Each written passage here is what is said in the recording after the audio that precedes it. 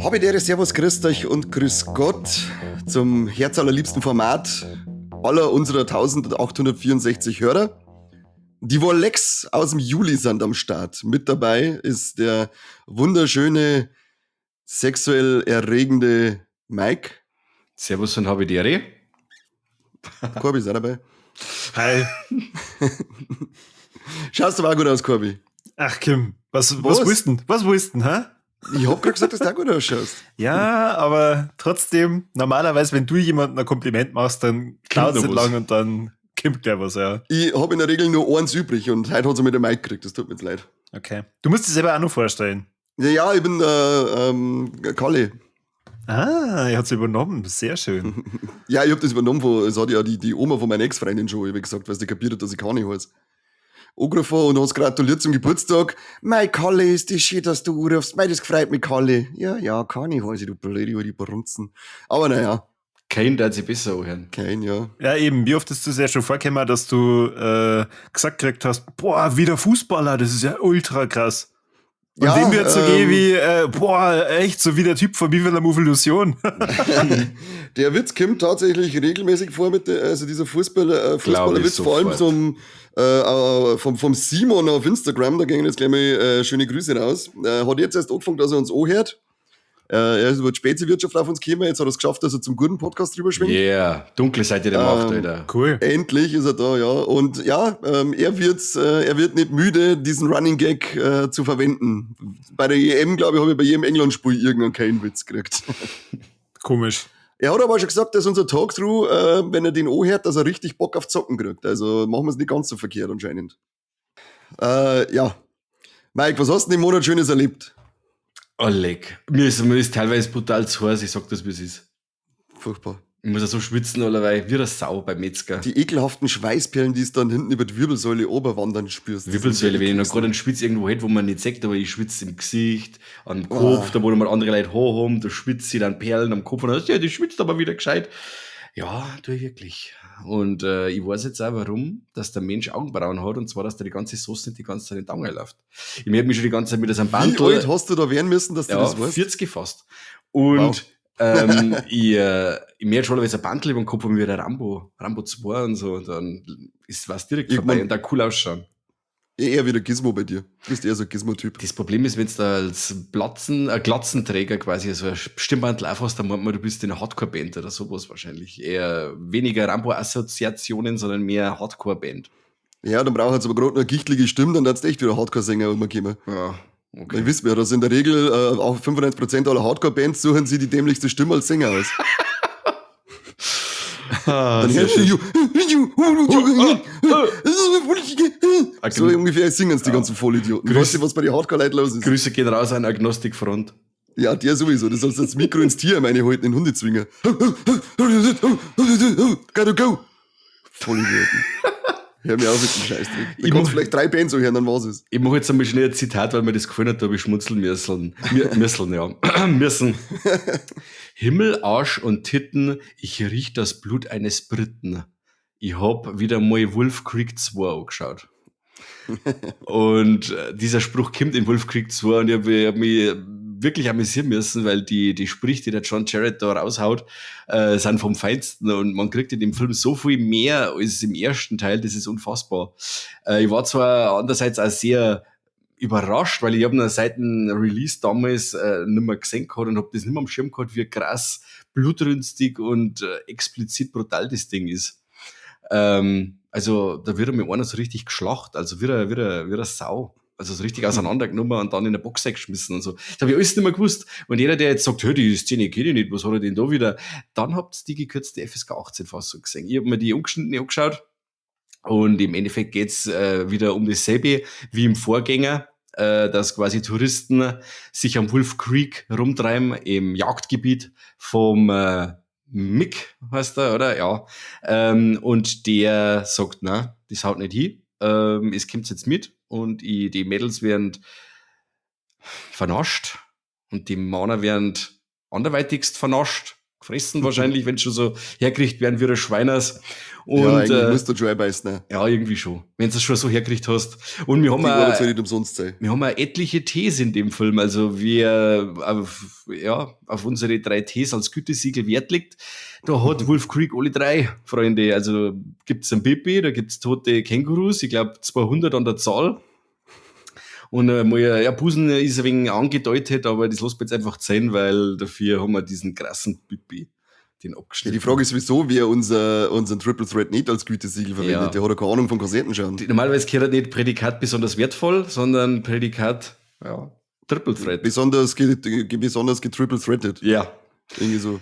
Das Coole ist bei Wolf Creek 2, dass er so abwechslungsreich ist. Er hat zwar ein paar Dialoge zwei, aber wo man im ersten Teil ja quasi nur an den Mädels drauf hängt, also an die 2 Mädels und dem Typen, kann es schon mal ein wenig langweilig werden im Einser. So ist mir zumindest gegangen. Und im Zweiter ist dann so, dass man mir öfters einmal die Hauptfigur wechseln, weil die erste Hauptfigur wegstirbt. Kann ganz schnell passieren.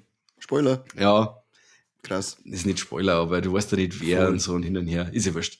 Und In dem Film oder also in der Fortsetzung oder in dem ersten dann schon? Im zweiten. Also im ersten verfolgen wir quasi nur diese 2 Damen und den Herrn.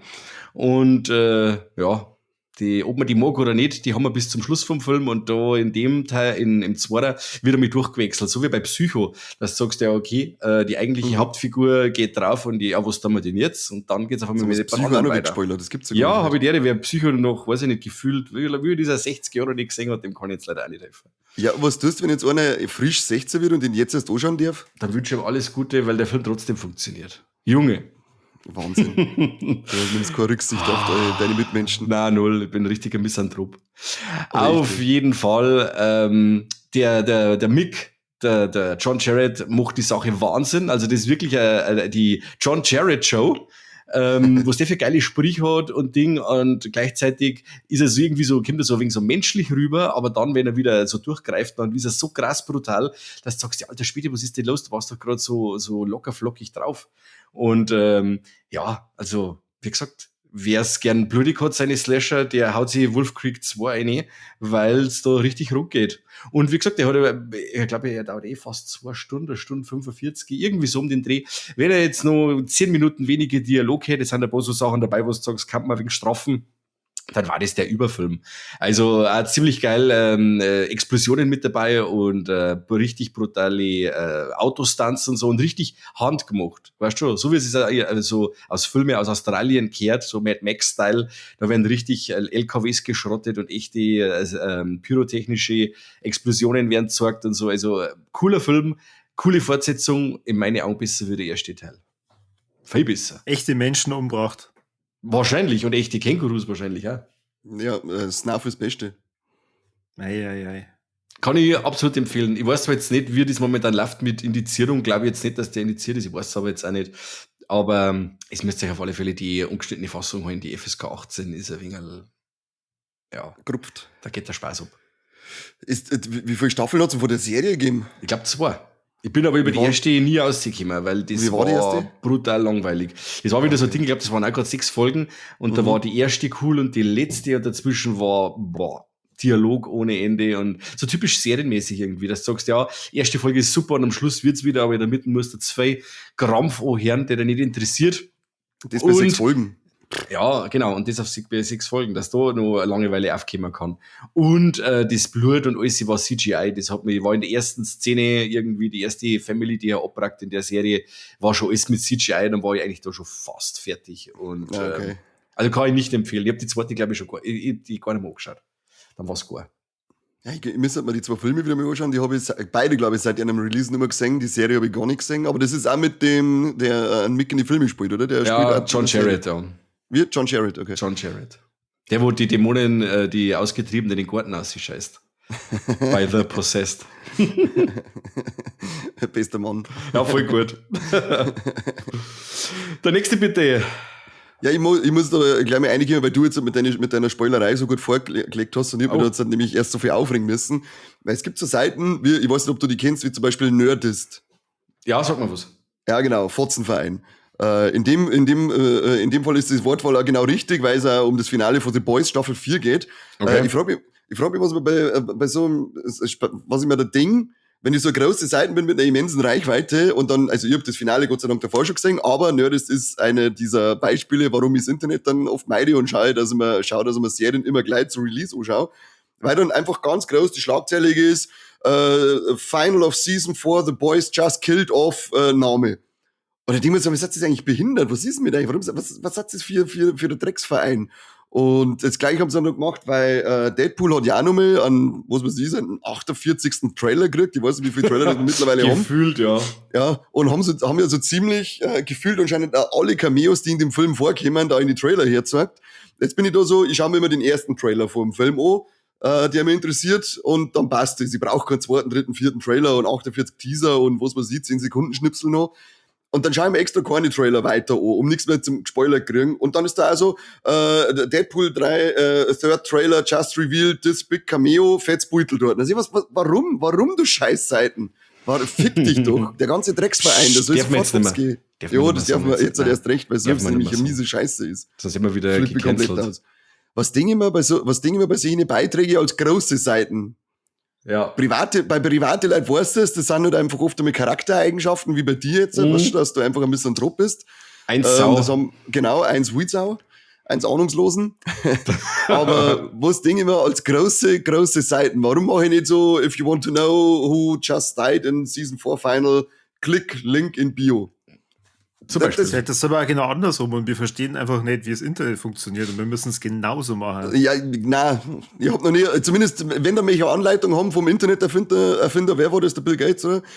Sage ich, der möchte uns gerade chippen beim Impfen, jetzt weiß ich nicht mehr, wer das Internet erfunden hat. Also wenn das der Bill Gates ist, dann hat er es irgendwo wieder geklaut. Auf alle Fälle möchte ich eine Anleitung haben, in der drinnen steht, wenn du über Filme, Serien etc. berichtest, dann nur mit massive Major-Spoiler. Wenn ich das schriftlich kriege vom Interneterfinder, dann gern, aber vorher sag ich, das sind alles Fotzenseiten. Sofort wegbockt, alle weg. Okay. Deswegen, Mike, Obacht geben, sonst boxt uns du die ganzen Hörer weg mit deiner Spoilerei. Okay. Weil dann ist, wie vorher gesagt, weißt du, dann hockt der 16-Jährige da und warnt, weil er sagt, ich habe noch gar nicht die Chance gehabt, ich habe jetzt einen Haufen andere Filme erst einmal angeschaut und jetzt spoilert er mit denen und dann bin ich ja noch schuld, weil meine Eltern spät Geschlechtsverkehr gehabt haben. Naja, okay, aber es ist schon ein Unterschied, ob ich praktisch über einen Film rede, der 60 Jahre alt ist oder also über einen Film, der gestern rauskam. Ja, am Ende, wie gesagt, finde ich, ist es immer noch kein Unterschied, weil du hast ja ein jüngeres Publikum, das erst in dieses Genre reinwächst. Aber 60-Jährige, der von uns wegen dir eh nicht hören. Ja, stimmt auch wieder. Aber der darfst du eigentlich auch noch nicht gesehen haben. Ja, aber dann darfst du auch keine Handlung und nichts dazu durchlesen. Also, wo hört man auf, wo fängt man an? Aber grundsätzlich, deine Hauptkritik verstehe ich. Ja. Ich habe halt da was habe ich gegoogelt? Ich glaube, Deadpool 3, wo der jetzt dann im Kino läuft. Und dann kennt man auch sofort die News. Ja. Und dann habe ich da ein paar Sachen gelesen, wo ich mir denke, hey, verdammte Scheiße, hört's auf. Ja, ich denke mir allgemein, eigentlich ist ja auch das Marketing von Deadpool 3 an sich so ein bisschen ein Warleck, weil ich denke mir, warum hau ich denn, also wirklich gefühlt alle Cameos, die dieser Film zum Bieten hat, warum hau ich die alle raus? Ja. Ich kann mir ja einen oder zwei ein bisschen, dann kannst du ja verstehen, weil du sagst, ja, okay, ich möchte natürlich gleich einer ziehen. Hätte ich aber wahrscheinlich der Hugh Jackman als Wolverine in seinem Kostüm allein hat doch schon gelangt. Ja. Da gingen Leute ins Kino und der Deadpool allein gelangt auch schon. Die zwei miteinander kommen doppelt so viel. Aber gefühlt wirklich ist in jedem neuen Schnipsel, weil es war ja dann so oft, dass ich Werbung irgendwo gelesen habe, ja, jetzt kam in der Vorschau von irgendeinem Film ein neuer 15-Sekunden-Clip mit einem neuen Cameo. Denke, was ist mit euch? Warum muss ich sogar in so kleine Clips ein Cameo rein tun? Keine Ahnung, also das Marketing verstehe ich auch nicht. Entweder haben die so viele Cameos, dass sagen, hey, haut 20 eine, weil wir haben nur mehr 48 im Film versteckt, die Leute sind definitiv nur überrascht, oder sie sagen, es interessiert eh keine Sau mehr, ob sie überrascht werden oder nicht. Dann ist das irgendwie an mir vorbeigegangen, aber ich wäre gern überrascht bei Filmen. Ich verspreche dir, du wirst es erfahren. Ja, ich bin auf alle Fälle schon sehr gespannt, was uns Neues bieten.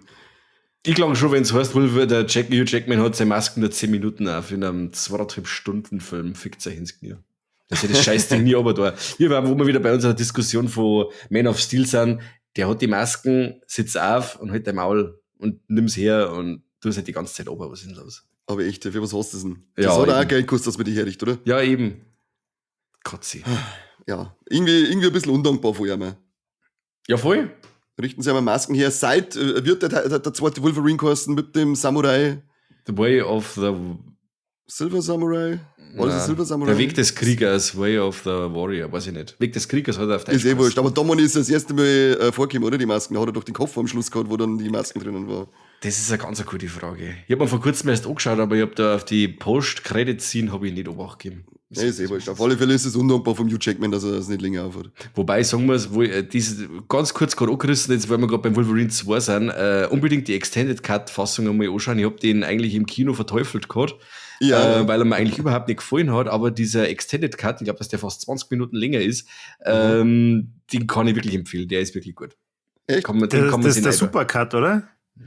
Weil Supercut, nennen sie das in diese Extended-Fassung.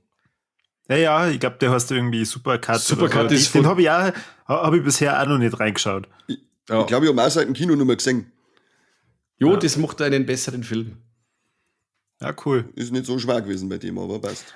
Aber vielleicht sollte man jetzt nur nicht so viel über Deadpool 3 dann spekulieren und den jetzt schon schlecht reden. Ja, wir haben ja nur das Marketing angekreidet. Nein, ihr habt über Hugh Jackman schlecht geredet, weil er seine Masken maximal Da 10 hab ich Minuten schlecht aufhat. Er ist Ja, aber ja, schon, undankbar. aber du weißt ja gar nicht, was in dem Rest vom Film passiert. Vielleicht geben sie ihm überhaupt keine restliche Screentime. Vielleicht verarschen sie uns aber auch die ganze Zeit, dass der kann sein. Wolverine wirklich nur diese 10 Minuten vorkommt. Deswegen Vielleicht hat ist er ein paar- nur eingefügt worden mit CGI für die Trailer und dann ist der Witz dahinter, dass er gar nicht dabei ist. Das war voll Meta. Ja, oder war dass so nur richtig Dialogszene Deadpool-mäßig. ist. Das war eigentlich was ganz witzig, wenn dann das Logo sein von Deadpool und Wolverine und dann kommt Haha. der Deadpool und sagt so, haha, Deadpool and no Wolverine und schreibt den Namen aus und dann ist einfach ohne Hugh Jackman. Da die feiern. Und das alles, was Ja. im Trailer war, einfach nur Trailermaterial ist. Ja, genau. Und dafür hat er aber trotzdem eine Gage von Simmer 30 Millionen gekriegt, der Hugh Jackman. Hat er wirklich gekriegt, oder was? Keine Ahnung. Darf mich nicht wundern. Mir auch nicht. Wahnsinn. Ja. Super, toll. Corby, erzähl uns was über deine Dokus, was du gesehen hast. Ja. Ich habe keine einzige Doku gesehen. Gott sei Dank. Leute da draußen, es können die Schließmuskeln entspannen. Es ist alles gut. Aber wieso hast du dann die guten Sachen nicht gesehen, von denen wir oft reden? Ich weiß ja gar nicht, was immer euer Problem ist. Ich schaue andere Dinge, wie ihr. Der Mike und ich hätten wir nämlich dann nachher noch ein kleines überlegt, dass wir uns teilen. VHS 99, diesen Screener haben wir seit Anbeginn der Zeitrechnung in unserem Postfach und du hast noch nicht angeschaut. Ja. Mike schenkt dir super tolle Filme zum Geburtstag, du hast es einfach original verpackt ins Regal eingestellt, was ja prinzipiell für einen Sammler eine coole Aktion ist. OVP, beste. Aber da waren auch Sachen dabei, die man nicht original verpackt lassen muss. Die kann man auch anschauen, Corby. Und du tust es nicht. Du schaust lieber Weltkriegs deutsche Geschichte Aufarbeitungsfilme an. Ja, genau. Ich nehm das, du bist echt genauso undankbar wie die Hugh Jackman. Ich nehme das, was mir meine Streaming-Anbieter vor die Nase schwemmen und da. Also Spieleabend auf Netflix. Genau, richtig. Da, wow. Was? Spieleabend auf Netflix? Ja, habe ich heute auch gesehen. Ja, Also also ich irgend so ein neuer deutscher, super spaßiger Comedy-Film. Aber gut, dass du es ansprichst, das habe ich schon ganz vergessen. Ich habe mir Exploding Kittens angeschaut. Und Was? Ja. diese Hauptfigur, diese Gottkatze, das ist ja so, als wenn der Kanye eine Katz war. Also, Ja, Gott-Komplex, jetzt, Hobby. Moment, jetzt erklärt's mir was. Ich stehe gerade da wie vorm Stall da und käme null aus. Was ist los? Exploding Kittens. Ja, was ist Serie das? auf Netflix. Sagt mir gar Basiert nichts. eigentlich auf einem Kartenspiel, oder war das ein ja, Kartenspiel? Kartenspiel, genau. Da Aha. haben sie jetzt so eine Zeichentrickserie draus gemacht, die ein bisschen blöd einfach wieder mal ist. Ja, der Gott hat ein bisschen Scheiße gebaut im Himmel und wird dann von so einem Komitee bestraft, dass er jetzt erst einmal mal was Gutes wieder machen soll. Und da ist so eine Familie, die hat darum gebeten, dass sie Hilfe braucht in ihrer Familienkonstellation. Und daraufhin wird der Gott halt auf die Erde geschickt und damit er nicht als Gott da umeinander stapft, verwandelt ihn in eine Katze. Und er hat zwar nur so ein bisschen Zauberkräfte, aber ja, er ist dann eine sprechende Katze bei der Familie und es erinnert mich sehr stark an Family Guy, American Dad, gepaart mit Schlägt ein bisschen in die halt, Kerbe, ja. ja, viel Himmel- und Höllenblödsinn. Kann man sich anschauen, ist eigentlich ganz, Auch nicht so, ga- auch nicht ganz so nett. derb, hätte ich gesagt, wie die zwei. Genau. Meine Überleitung geht aber in eine andere Serie, weil wo wir gerade dabei sind, dass bestimmte Charaktere aus einer Serie sind wie der Kane. Habt ihr schon mal die Serie gesehen? It's Always Sunny in Philadelphia. Na, leider noch nicht. Mehr hätte ich immer sehen, weil da gibt es ja 1000 Memes mit dem Danny DeVito aus der Serie raus. Und der Danny DeVito ist der Kane. Schon wieder? Also Wahnsinn. Ich habe jetzt angefangen, ich bin jetzt aktuell in der 3. Staffel. Es gibt, glaube ich, 16 Staffeln. Diese Serie läuft seit 2005 bis heute. Und es wird immer noch weiter produziert. Neben dem Danny DeVito, der erst ab der 2. Staffel dabei ist, spielt unter anderem der Charlie Day mit. Und den Typen liebe ich auch schon wie Sau. Weil der hat allein schon Gesichtsausdrücke drauf, wo ich aus dem Lachen nicht mehr rauskomme. Und das Schöne an dieser wunderbaren, familienfreundlichen Serie ist, es geht um 4 Freunde oder so, später dann mit dem Danny DeVito 5 Freunde, die eine irische Bar in Philadelphia betreiben. Und in jeder Folge passiert etwas Chaotisches, Krasses, Schwarzhumoriges. Es ist perfekt, es ist wunderschön. Sie täuschen ab und zu mit ihren Tod vor oder es behauptet einer, dass er Krebs hat. Und da werden immer wieder unterschiedliche Themen dann auch behandelt, mal politisch, mal rassistisch, mal so ein bisschen über den Sinn des Lebens. Und es hat nur so ein bisschen einen roten Faden, aber im Prinzip ist wirklich jede Folge ein Phänomen für sich. Die ist ja sehr durchwachsen bewertet. Ich liebe sie, weil das genau mein Humor ist. Es ist ja immer untermalt mit so ganz fröhlicher, lustiger Musik, die er aus den 60er erkannt. Aber ja, es behandelt halt, wie schon gesagt, hauptsächlich irgendwelche sexistischen, rassistischen Themen. Und der Danny DeVito spielt am Vater von 2 Personen, die in dem Freundeskreis drin sind. Und der benimmt sich ja da absolut daneben. Der verleitet sie ja meistens zu irgendwelchen Blödsinn oder sitzt bei da und kifft einfach nur vor sich hin oder dann läuft er mit so einem Krankenhemd rum und sagt, ja, das ist so geil, weil der Arsch kann jetzt atmen. Und allein, was der sagt, das kann einfach 1:1 geschrieben worden sein von unserem Kalle Kani. Da ich nie mache sowas. Das ist üble Nachrede. Niemals da irgendeine schlimme Sachen sagen oder in den Mund nehmen oder sonst was. Ja. Drauf käme bin ich, weil ich habe ja das letzte Mal schon erzählt, ich habe mal Malcolm mittendrin angeschaut und davor Parks and Recreation und The Office und die wollte wieder sowas, das in Richtung schwarzer Humor geht. Und als ich dann gesehen habe, okay, da gibt es schon 16 Staffeln, da bist du also eine Zeit lang beschäftigt. Wow. Es ist ja komplett auf Prime. Also gerne mal reinschauen. Eine Folge dauert um die 20 Minuten. Es ist sehr kurzweilig und sehr, sehr, sehr blöd. Also wunderbar für mich. Und ja, also kann ich nur empfehlen. Vor allem Charlie Day, ein geiler Typ. Okay. Habe ich schon ewig lang auf der Liste diese Serie bisher noch nicht angefangen, aber ich muss auch endlich mal reinschauen. Ich brauche dann ich habe mir nach deinem Malcolm mittendrin, habe ich mir das jetzt mal vorgenommen, dass ich mir das jetzt dann anschaue, wenn ich fertig bin mit den Dinos. Und dann gibt's Malcolm mittendrin und dann kannte ich echt einmal das Sunny in Philadelphia anfangen, weil ich das schon zu lange sehen möchte und irgendwie nie tue. Aber dann ist dann jede Staffel auch wieder 22 Folgen lang.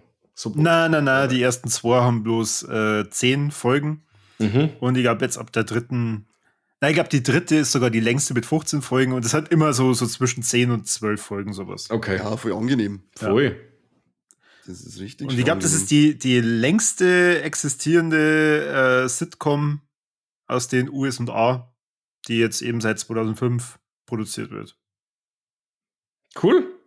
Man merkt ja, dass diese Chemie zwischen den Leuten absolut passt. Sie sind da alle Produzenten und gerade die ersten Folgen, die sind da vom Charlie Day alle geschrieben worden und da schießt du dich weg. Also es ist so geil. Unbedingt mal reinschauen. Hört sich gut an. Auf Prime hast du gesagt? Ja. Gut, hauen wir gleich mal auf die Watchlist auf Prime. Ja. Es ist schön, dass die noch weiter wachsen kann, die Watchlist. Die ist ja eh nicht groß genug. Apropos wachsen, ich darf gleich weitermachen. Bitte sag, es geht um deinen Schwanz. Irgendwie sowas. Das hat sie gerade so angeboten, dass sogar ich den Witz gemacht hätte. Ich hätte jetzt gehofft, dass er eher einen bayerischen Akzent ins Waxen reingehauen hat und er über sein Arschloch redet. Ja, aber jetzt habe ich nur spekuliert, dass er nicht sagt, ich habe meinen Kopf gewaxt oder irgendwie so, dass wieder. Weil es dann einer von uns über den Kopf reden, wenn es über Waxen geht. Immer über meinen Kopf. Und höchstens, wo du den Kopf drinstecken hast. Was bei mir auf alle Fälle wächst, das ist meine Büchersammlung, beziehungsweise Sammlung allgemein. Und zwar hat Wusi Books wieder mal ein Buch rausgebracht. Ich halte es in die Kamera für euch. Heute ist da einer.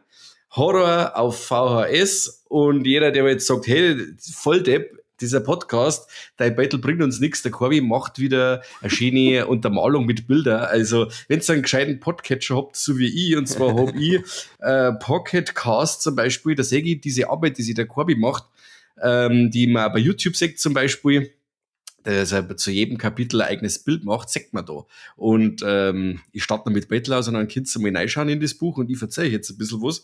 Und zwar ist das wieder von Wusi Books und geschrieben hat's der Matthias Bogner in Zusammenarbeit mit Baukowski.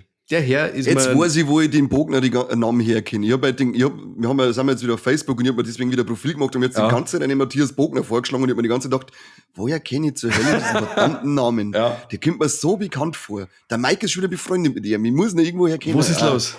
Endlich. Ja. Domo arigato, Mike. Genau, und dieser Matthias Bogner ist der Chefredakteur vom Art of Horror Magazin. Und die ein oder anderen wissen es vielleicht noch mit, es hat mir einen Aufruf gegeben, man soll für dieses Buch eventuell ans Art of Horror Magazin eine Geschichte schicken, wenn man eine coole hat, aus der VHS-Zeit. Und genau, und das ist jetzt da in diesem Buch verarbeitet worden. Aber da ist noch ganz viel anderes Zeug drin, wie persönliche Erfahrungen vom Schriftsteller Matthias Bogner.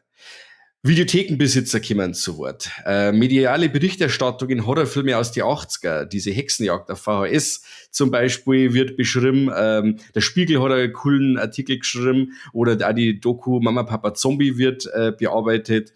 Dann ganz cool, was in den 90er ganz gut grassiert hat, waren die Bootlegs aus den 90er, die man sich dann auch von Holland geholt hat und so. Die Kenner, die haben jetzt so eine Träne im Knopfloch.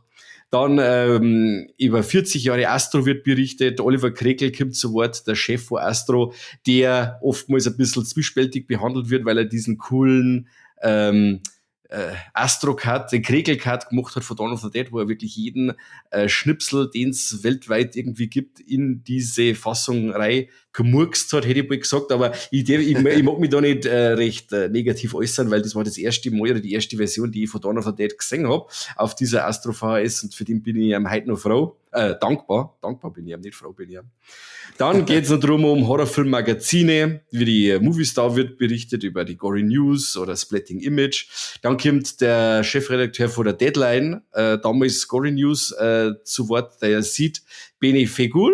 Dann hat's ganz coole so Video-Compilations damals gegeben, da haben sie ganz viele Horrorfilm-Szenen zusammengeschnitten und haben das dann World of Horror oder Art of Horror genannt. Das waren so coole Dinge, die man dann, die haben die ganzen Splatter-Szenen zusammengeschnitten in so auf VHS und dann hast du quasi in Deutschland die Szenen, die damals alle rausgeschnitten waren, hast du halt da drin gesehen und so. Fand ich ganz cool immer und das wird da in dem Buch auch berichtet. Dann eins für die nächsten coolen Uncut-Label Dragon, und Raptor wird behandelt. Dann geht's um eine persönliche Liebeserklärung von Matthias Bogner, über Tanz der Teufel geht's, über Gesichter des Todes, also so diese richtigen Videotheken-Klassiker. Dann Videothekenzeit in der DDR, also wir die das mitgemacht haben, gibt's sowas zum Lesen, auch sehr interessant. Do-it-yourself-Horror, die Indie-Szene in den 80er und 90er. Also ihr seht, dieses Programm in dem Buch ist Wahnsinn. Dann auch noch natürlich über das Videodrom wird berichtet, die größte Videothek, die es damals in Berlin gegeben hat und da hat es wirklich alles gegeben. Da haben halt die große Stars immer aus- und eingegangen, Jörg Buttgereit und so. Also muss ein richtig kultiges Ding sein. Ich bin leider noch nie hingekommen. Und ganz wichtig, am Schluss vom Buch kommen noch Anekdoten von, ich zitiere, Freunden des Hauses, und da bin ich auf der Nummer 261. Wer das Buch hat, der schlägt zu mir auf, da bin ich drin. Und wir werden auch mit dem Podcast genannt. An dieser Stelle vielen Dank an die Schreiber des Buches. Cool. Yeah. Küsschen. Voll. Aber das ist nicht der Grund, warum ich das Buch so gut besprich, weil halt wirklich, weil man gespannt. Kann ich heute mal. Hast vor der Folge noch anders gesagt. Ja, weil ich helfe dir nicht. Weil man wieder gespannt, okay, wie viel Herzblut da drin steckt und wie viel Retro-Feeling da drin ist und was das für dem Matthias Bogner und dem Baukowski für ein persönliches Anliegen war über diese Zeit, die ganz was Besonderes war, wenn man es mitgemacht hat, war Und das finde ich super cool. Das sind irgendwie 270 Seiten, meine ich, sind's. Glaube ich, kriegt man auch noch, kann man jetzt schauen bei Amazon. Also das wollte ich jetzt die ganze Zeit schon sagen. So wie beim letzten Mal, du bewirbst ein Buch und dann ganz am Ende kommt es an, aber es ist ausverkauft, das gibt es nicht. Nein, das kommt jetzt. Also, das ist sehr nett, Corby, dass du das gleich wieder so auflaufen lässt. Die Hardcover-Version, die hat es nur für die Vorbesteller gegeben. Und jetzt kann man aber auch bei Amazon, oder ich glaube nur bei Amazon sogar, die Softcover-Variante bestellen. Und die ist schon seit, ich glaube, 14 Tagen oder so. Also eine volle Empfehlung für das Buch, voll geil. Und wenn ihr es habt, schreibt es vielleicht einmal drunter unter die Kommentare, ob es euch auch gefällt oder nicht. Oder Scheißdreck, schreibt einfach Scheißdreck, könnt ihr auch machen. Das geht überhaupt nicht, weil das sicher kein Scheißdreck ist. Ich glaub, das nicht zum Schätzen weiß, der gehört mit dem Bier sofort gefotzt. Ja, und das ist eine ganz schöne Kanten, also das ist, Telefonbuch ist ein Scheißdreck dagegen. Ja. Also hat sich das Ding ein, lest Seite 261, da geht's um mich. Dann könnt ihr wieder ins Regal stellen danach. Ja, dann habt ihr eigentlich das Wichtigste gelesen. Ja, da ist dann alles gesagt worden. Aber es ist echt cool. Ich meine, das bietet sich ja auch total an, dass wenn so ein Buch rauskommt, dass gerade du dann da verewigt worden bist. Aber du hast jetzt auch schon ein paar Themen angeschnitten, die mich auch selber ziemlich interessieren, weil ihr habt es, glaube ich, auch schon ein paar Mal über diese Doku da geht. Mama, Papa, Zombie. Mama, Papa, Zombie. Genau. Ja, beste. Und das war einmal eine eigene Folge wert, ich sag das gleich, weil das ist wirklich Comedy Gold. Also das, wenn du da heute anschaust, sagst du, wow, leck, wie dumm waren die Konsumenten damals, die zwar jetzt schon von Haus aus skeptisch dem Medium VHS und dem Horrorfilm eingestellt waren und wie sie die dann beeinflussen haben lassen und was das für ein gestellter Scheißdreck ist eigentlich. Ich will gerade sagen, es waren doch gar keine echten Konsumenten, ja, das ist doch alles geskriptet gewesen. Aber es war halt für die Konsumenten, die diese Doku angeschaut haben, war das so ein Ding, wo man sagt, okay, jetzt geht's ab, Hexenjagd, weil diese Filme machen unsere Jugend kaputt.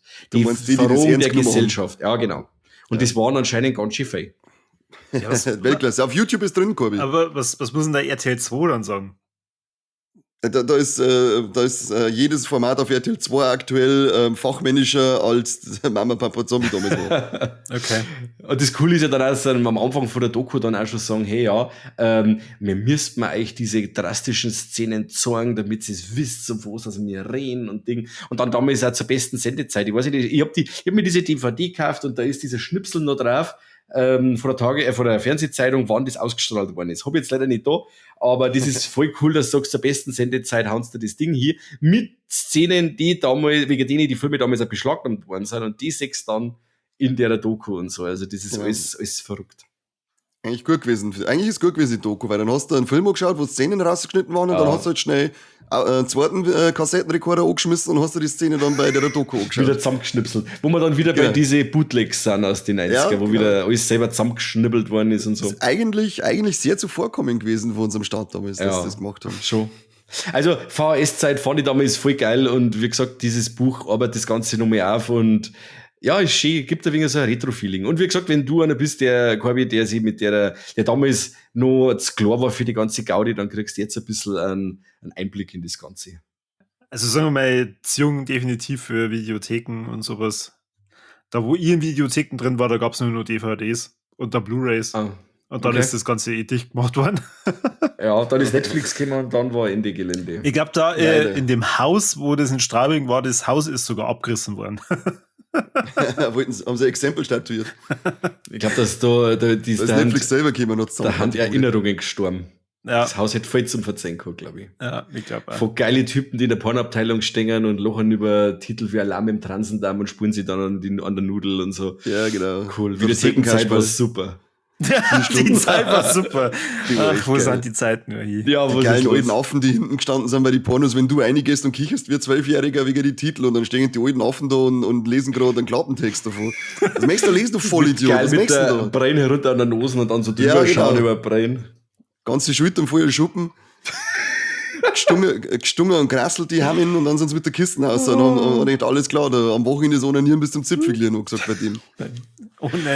Apropos Onanieren, Kani, was hast du noch im Juli erlebt? Ich glaube, der Corby und ich haben gleichzeitig in Gedanken miteinander holländisches Ruderboot gemacht, als wir uns The Boys Staffel 4 das Finale angeschaut haben, oder? Ei. Wahnsinn. Also, wir machen es jetzt nicht wie ein Nerdist, was wir vorher schon abgesagelt haben. Wir sind nicht solche Fotzen, um für den Butcher seine Worte zu sagen. Wollen wir nicht sagen, dass der Butcher und der Homelander beide tot sind?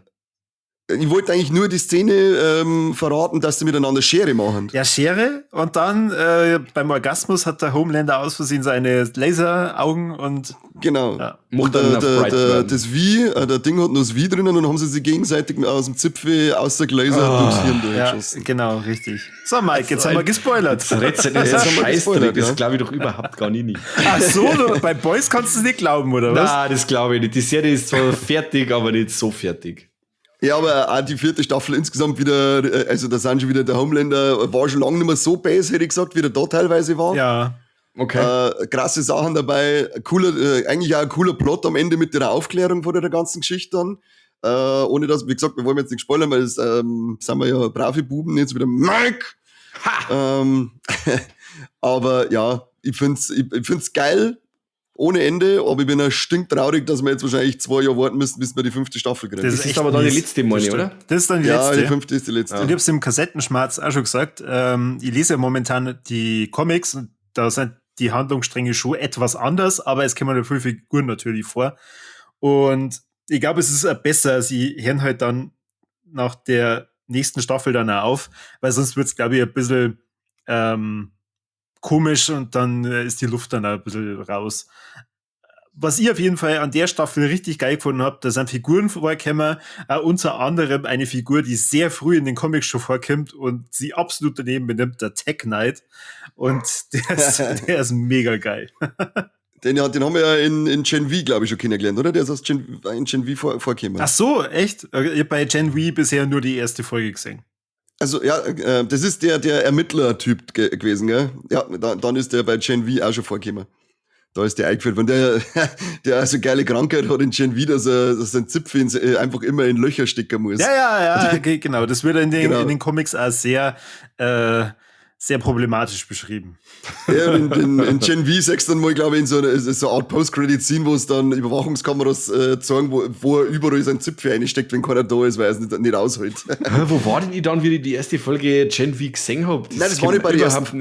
Der war nicht bei der ersten Folge. Ach so, okay, bei der ersten Staffel. Der kommt erst im Laufe der Staffel.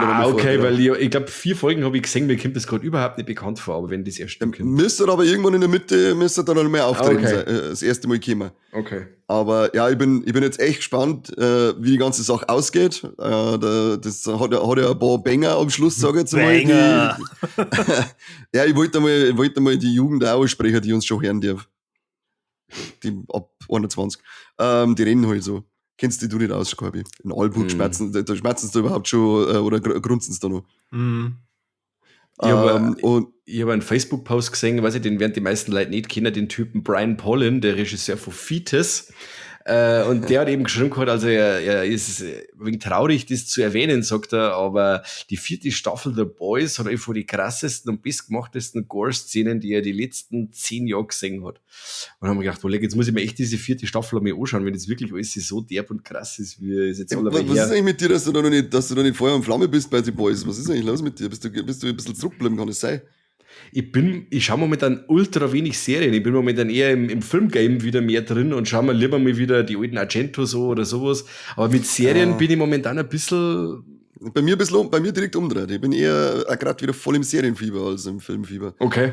Muss ich sagen. Ja. Aber The Boys House Diary, also ja, hat recht, da sind richtig geile Splatter-Dinger drinnen und es ist nach wie vor so geil, weil die wirklich The Boys hat so die perfekte Mischung immer gefunden aus Handmade und CGI. Ja. Bei der Splatterei, finde ich, das schaut immer alles richtig geil aus. Und ja, da sind halt echt Sachen dabei. Und es ist so geil, weil du kennst ja bei Serien, dass oft einmal so eine Figur, die erst später an den Kragen geht, die wird dann ganz präsent im Mittelpunkt gestellt. Ja. Und dann vielleicht ein bisschen so, und jetzt fühlen wir richtig mit ihr, jetzt sind wir so richtig auf ihrer Seite. Ja. Und das passiert dann mit so vielen Figuren irgendwie die ganze Zeit, dass du denkst, okay, jetzt irgendjemand stirbt auf alle Fälle jetzt auf unsere Hauptdarsteller, irgendwann hat es jetzt, du bist die ganze Zeit schon, oh Gott, und dann ist wieder so eine Szene, wo du sagst, boah, fuck, jetzt kannst du auf einmal wieder alle erwischt, was soll ich? Ich war fix und fertig. Teilweise echt fix und fertig, ja, cool. Und nach dem Finale, geil. Richtig, richtig geil. Also The Boys hat mir bis jetzt nicht eine einzige Folge hat mir jemals von The Boys enttäuscht. Sehr schön. Ja, kann Und auch ich, schön, kann dass ich wir wieder, zustimmen. Also muss ich auch sagen, dass bis jetzt das eine der wenigen Serien ist, wo halt wirklich jede Folge, so wie es endet, einfach geil ist. Immer. Also, dass du immer sofort weiterschauen möchtest. Und auch schön, dass wir auch nochmal ein Wiedersehen haben mit dem komischen Helden, der seinen Schwanz so lang machen kann. War super. Er ist wieder, also den Spoiler kriegt jetzt einmal, der ist wieder dabei. Sehr schön. Deswegen habe ich auch einleitend gesagt, dass der Corby und ich gedanklich miteinander holländisches Ruderboot gefahren sind. Ging nur um diesen dehnbaren Phallus. Der Dehnbare. Ja. Ich glaube, er heißt der Dehnbare, dieser Superheld. Der Dehnbare. Ja, das war ein kleines, großes Warleck, dieses The Boys. Schön. Staffel 4 insgesamt und das Finale auch noch mit besonders hervorgehoben. Sehr schön. Corby, ich hab jetzt einfach mit ins Boot geholt bei meinem Warleck. Was hast du denn für ein eigenes? Ich habe jetzt mal ein Wort Dreck. Ich habe mir nämlich Kids vs. Aliens angeschaut. Und zwar den 2022er Film, basierend auf dem Kurzfilm, Episodenfilm aus VHS 2. Da haben wir schon Folge drüber gemacht, der Mike und ich. Also Herzlich sehr gerne. willkommen. Ja, unbedingt. Und Über was habt ihr Folge gemacht? VHS 2. Ach, jetzt, die war irgendwie auf was ganz was Weil anderes. wir so verrückt waren und fangen wir nicht mit dem ersten Teil an, sondern haben einfach einen zweiten zuerst gemacht. Das ist richtig abgefuckt, das Ja. voll gut. Verrückt. und das ist wie damals bei VHS 2 vom Jason Eisner geschrieben und als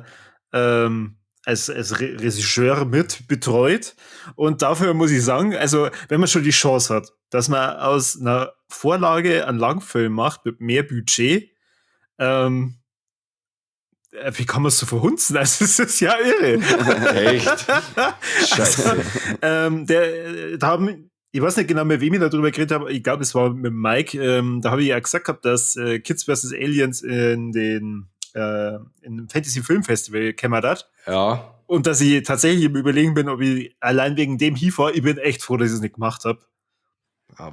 Ich habe auch während des Films, weil ich die deutsche Synchro so unglaublich schrecklich gefunden habe, auf Englisch geswitcht und dann habe ich festgestellt, das ist ja da genauso schlimm. Also das deutsche Synchronstudio hat tatsächlich dann nochmal alles rausgeholt. Ich habe nämlich da wieder nach ein paar Minuten rübergewechselt und habe mir dann gedacht, okay, auf Deutsch ist nicht ganz so einfach fremdschämmäßig, dass du weißt, okay, irgendwas kriegen sie mit dem Sound einfach nicht hin. Und ja, also wer jetzt sich fragt, Kids vs. Aliens, um was wird's denn da wohl gehen? Eine Gruppe Ich Kinder. weiß, ich möchte lösen, ne? Ja, bitte. Ich möchte lösen, ne? Ja. Kinder, die gegen Außerirdische kämpfen. Genau. Ein wichtiges Detail, das in VHS 2 drin war und für sehr viel Dramatik gesorgt hat, ist da übrigens nicht dabei. Du meinst deinen Hund? Sie. Oh Mann, oh Mann. Ja. Und das vom Regisseur von Hobo with a fucking Shotgun. Das gibt's ja nicht. Allein diese Kostüme sind so extrem schlecht, dass du es einfach nicht ernst nehmen kannst. Und das ist dann das große Problem von dem Film, das auch kein Found-Footage-Film ist, dass du einfach diese Vorlage halt im Kopf hast von VHS 2 und dir ja denkst, okay, da hat's einfach super passt. Da ist ja nicht aufgefallen, ob das jetzt gute oder schlechte Kostüme waren. Da hat ja die Dramatik an und für sich gewirkt, sage ich jetzt mal. Oder diese Ja, Verfolgung. der war ja auch verwackelt wie Scheiße. Das war ja. Bei VHS war das Wahnsinn. Das war die verwackeltste Folge, glaube ich, überhaupt von Olli. Aber er hat halt versucht, dass er alle richtigen Schreckmomente dann da auch wieder mit reinbringt. Und es zieht da halt null. Also es zieht wirklich gar nicht. Es ist richtig schlecht. Es tut mir leid. Bitte. Ist er besser wie Attack the Block? Kenn ich nicht. Okay. Habe ich auch nie gesehen, das ist der mit dem John Boyega, oder? Ja, stimmt, genau richtig, der ist da dabei.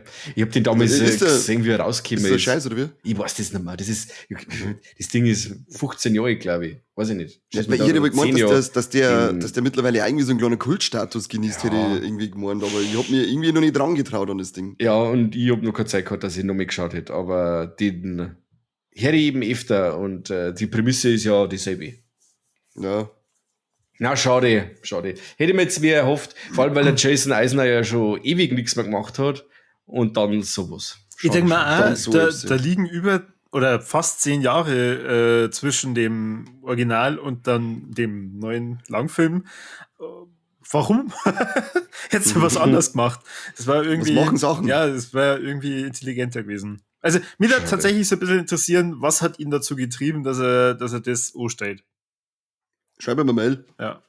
What the fuck is wrong with you? Ich bin jetzt einfach mal rebellisch und hau gleich noch was hinterher. Und zwar habe ich mir jetzt als Wiedergutmachung dafür, dass ich mir den angeschaut habe, dann Infinity Pool angeschaut, weil ich momentan ja auf WoW unterwegs bin, wegen House of the Dragon und der da drin ist, vom Brandon Cronenberg. Und da hat der Mike auch schon mal drüber geredet. Und ich glaube, es war in der Letterboxd-Folge vom letzten Jahr. Mein schon, ja. Ja. Da hast du, glaube ich, auch davor schon mal in die Warlex erzählt gehabt, dass der Film nicht ganz so das Potenzial rausgeholt hat, das es hätte. Und ich muss da absolut zustimmen. Diese Grundidee ist so geil.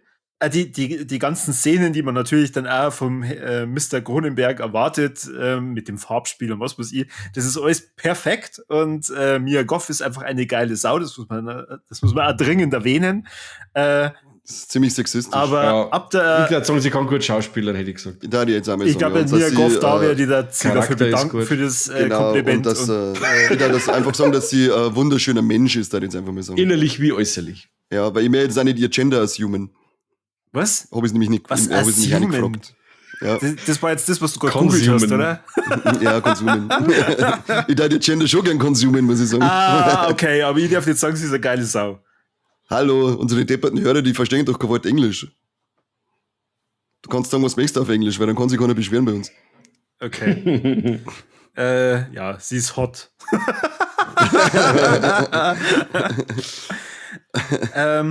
Ja, auf jeden Fall, ab der Hälfte vom Film hat er mich dann leicht verloren gehabt. Ich habe die ganze Zeit gehofft, gerade dann, wo es in Richtung Finale geht mit dem Hund, sage ich jetzt mal, dass das nicht das Finale ist, sondern dass das vielleicht nochmal so ein Plot-Twist ist und ja, es passiert vielleicht dann doch nochmal etwas anderes. Aber ja, schade. Wenn du den, weiß mir gerade einfällt, wenn du den Film jetzt erst angeschaut hast, ich glaube, der Mike und ich haben mit Maxine drüber spekuliert, ob man im Infinity Pool der Mia Goth ihre Euter gesehen hat. Ja. Schon, oder? Ja. Wir waren uns nämlich nicht mehr hundertprozentig sicher, glaube ich, in Maxine. Gell? Euter. Ja. Ja, wie sagst denn du? Ihre Brüste. Offen. Glitz. Ja, Glitz. Ja, ihre Mulchbeideln. Ja, sieht man. Und einen Penis sieht man auch da drin. Schon relativ früh. Geil. Ja, vor allem, aber nur in der Unrated-Version. Die Deutschen, die haben sie mit draufgeschrieben in der deutschen Version, dass die Unrated ist, weil die Ami-Version war die R-Rated quasi. Und da ist die Rumbeidlerei quasi hübsch zensiert gewesen. Okay, echt? Weil, mit Happy End quasi. Wenn da habe ich schon so da gesessen und gedacht, boah, cool, also der Film ist top. Und dann wieder, in dem Moment die Frau wieder reingekommen, oder? Nein. Das ist immer so. Wenn es cool Metzgern oder so, dann kommt keiner einer und kaum liegt einer auf der anderen um oder dazwischen oder Schere oder was weiß ich, dann kommt jemand einer. Kaum hast du den Deppen in der Hand, kommt jemand einer, gell? Jetzt vor allem bei der Orgienszene, da habe ich mir auch gedacht, alter Schwede, ist irgendwie so psychedelisch kunsthaft, was er dann da darstellt. Ja, und er gleichzeitig bringt halt wieder genau das, was man halt vor allem erwartet. Und das ist halt etwas, wo ich sage, das hat in der Szene eigentlich null reinpasst irgendwie. Aber er so quasi, es wird vor allem erwartet, sowas zu bringen. Und deswegen muss es in den Film auch rein. Und da hat es für mich nicht so wirklich reinpasst. Das ist so mit den Erwartungen nicht brechen, ums Verrecken, weil die Leute das sehen wollen. Deswegen war mir der Possessor lieber, weil der eigenständiger war. Ja. Ja, die Orgien-Szene hat auf alle Fälle für einen Weird Boner-Alert gelangt. Da sie mir behaupten. Aber mir hat Possessor auch besser gefallen. Also ich glaube, da sind wir uns dann, wo sie so her, alle drei ziemlich einig, dass Infinity Pool irgendwie viel Potenzial verschenkt. Zwar trotzdem, ich finde ihn trotzdem gut, aber am Ende sitze ich so da und denke mir, irgendwas fehlt mir, irgendwas geht mir ab. Geb Rest. Die Prämisse ist halt so geil. Das mit dem Menschenklon und was weiß ich, und dann werden die einfach nur geklont. damit man was büßen muss. Und Voll gestört. Ding ist natürlich auch dabei, der, wie heißt der Deutsche? Thomas. Ja, bei Avengers war er auch schon dabei, der Struckert, oder? Hat er geheißen? Ja. Thomas Kretschmann. Ja, der Thomas Kretschmann, Genau. natürlich. Jetzt, Gut, dass er zuhört. Ganz klar. Gut, dass er zuhört. Ganz klar. Ich bin zwar nicht da, aber ich hab alles gehört. Guter Mann. Du, Mike ist immer dabei. Du hast doch ein unglaubliches Namensgedächtnis. Weißt du nur, Mike, der eine Film, über den ich mal geredet habe, dieser, ich glaube, schwedische Film, wo sie auf dem Schiff drauf sind und dann auf einer Insel stranden? Da muss alle Speim. Ja. Ja, Triangle of Sadness. Ja, Triangle of Sadness. Genau. Ich habe die ganze Zeit da so Vibes drin gehabt in Infinity Pool. Die ganze Zeit. Ah, okay. Weil die Leute sich da so strange benehmen. Auch mit die Reichen und so, gell? Ja, genau. Würdet ihr mit diesen reichen Leuten einfach mitmachen?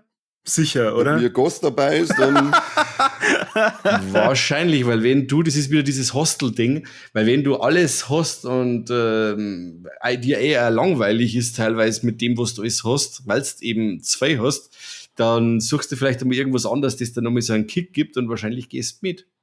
ich weiß keine Kassetten sammeln. Die Zeit hast du mich gar nicht, dass du alle anschaust. Also wenn es dort hatten sie nicht auf so einen Schwachsinn kommen. Richtig. Ja. Also, Das war viel einfacher. für mich war der Film auf jeden Fall trotzdem ein Warleck. Also wegen der Mia Goth. Ich darf ja nicht mehr sagen, dass er geile Sau ist, aber sie ist halt einfach auch eine geile Sau.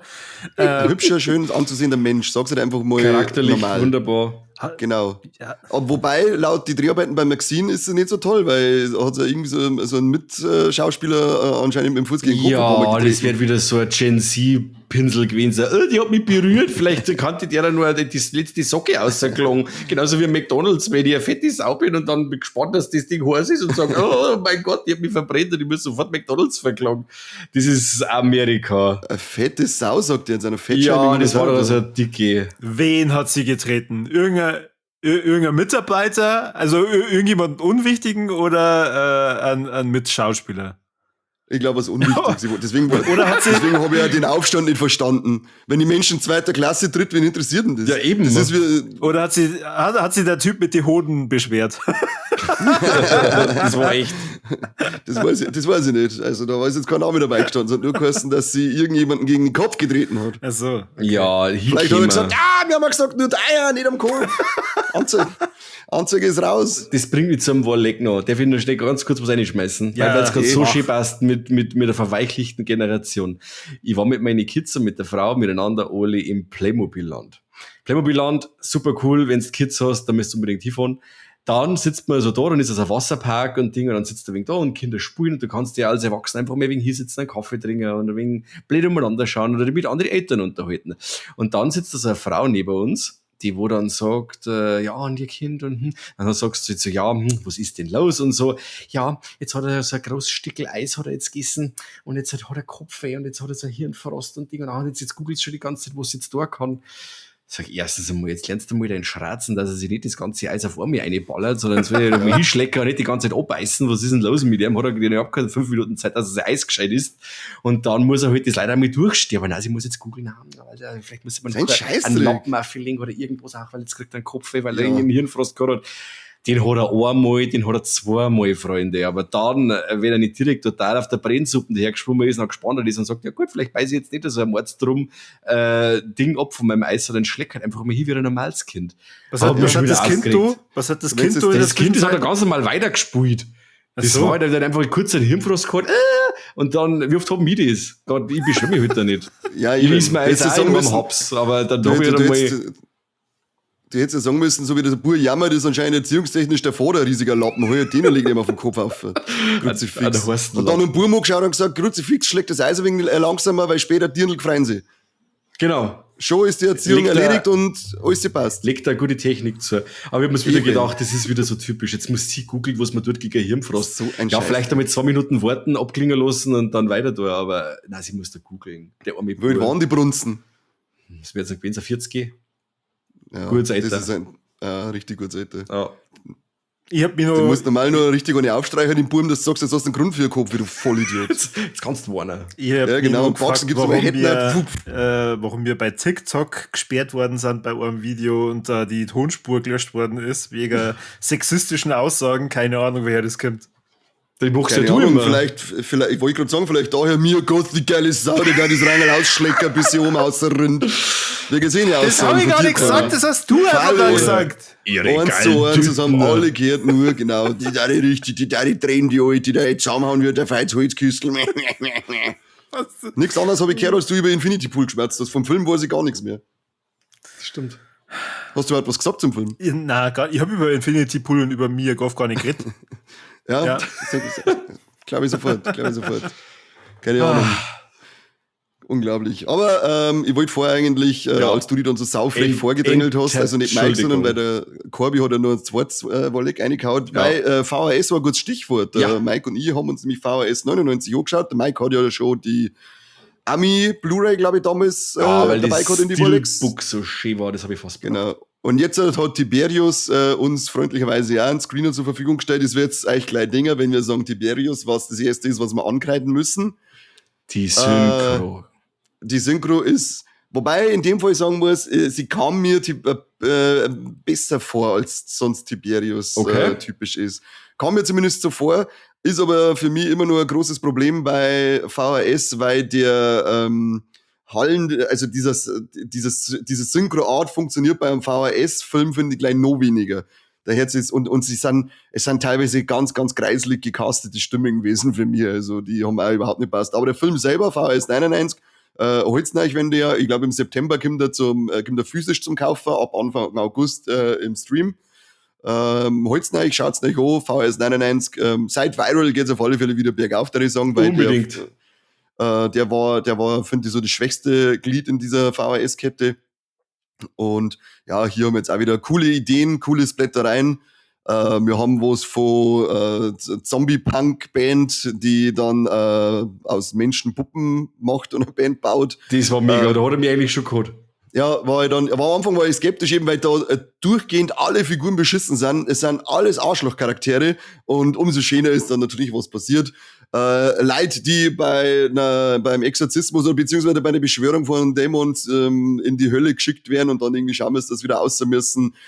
Kinderspiele, die ein bisschen manipuliert werden und ein ganz bunte. Wir haben schöne Plastiksoldatenspielchen dabei.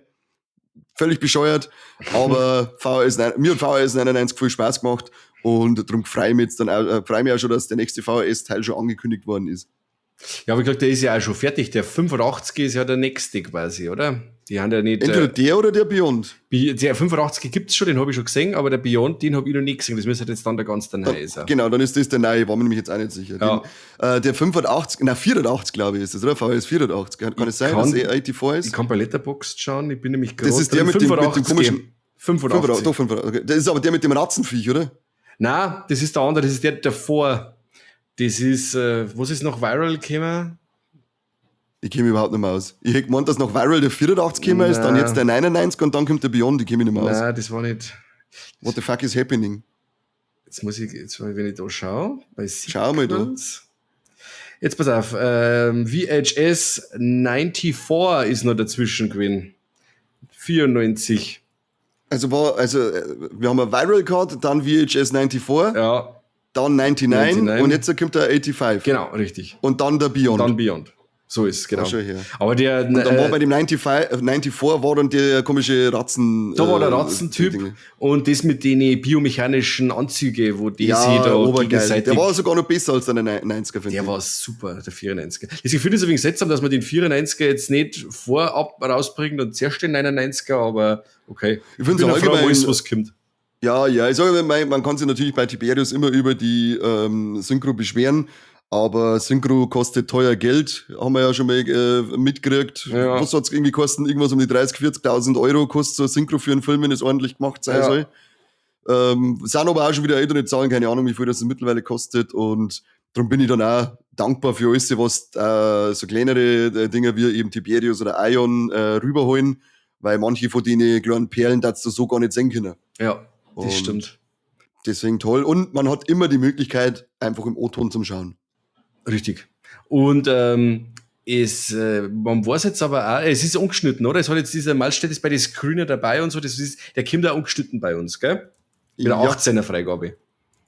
Ja, ich meine schon. Weil da war jetzt nichts so krass grob, dass ich gesagt hätte, den müssen sie irgendwas rausnehmen oder so. Na, stark. Schönes Sequel, wieder sehr kreativ, schließe ich mich an. Ja. War sehr schön. Der 85er ist dann der nächste Teil, wie ist für mich ein wenig schwächer gewesen, obwohl wieder Leute wie der Scott Derrickson dabei waren, der Sinister gemacht hat.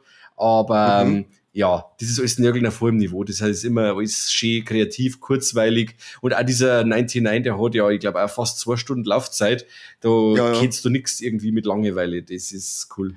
Da funktionieren eben auch diese Found-Footage-Sachen für mich bei dem VHS-Format. So kurze Dinge als Kurzfilmformat finde ich Found-Footage voll geil.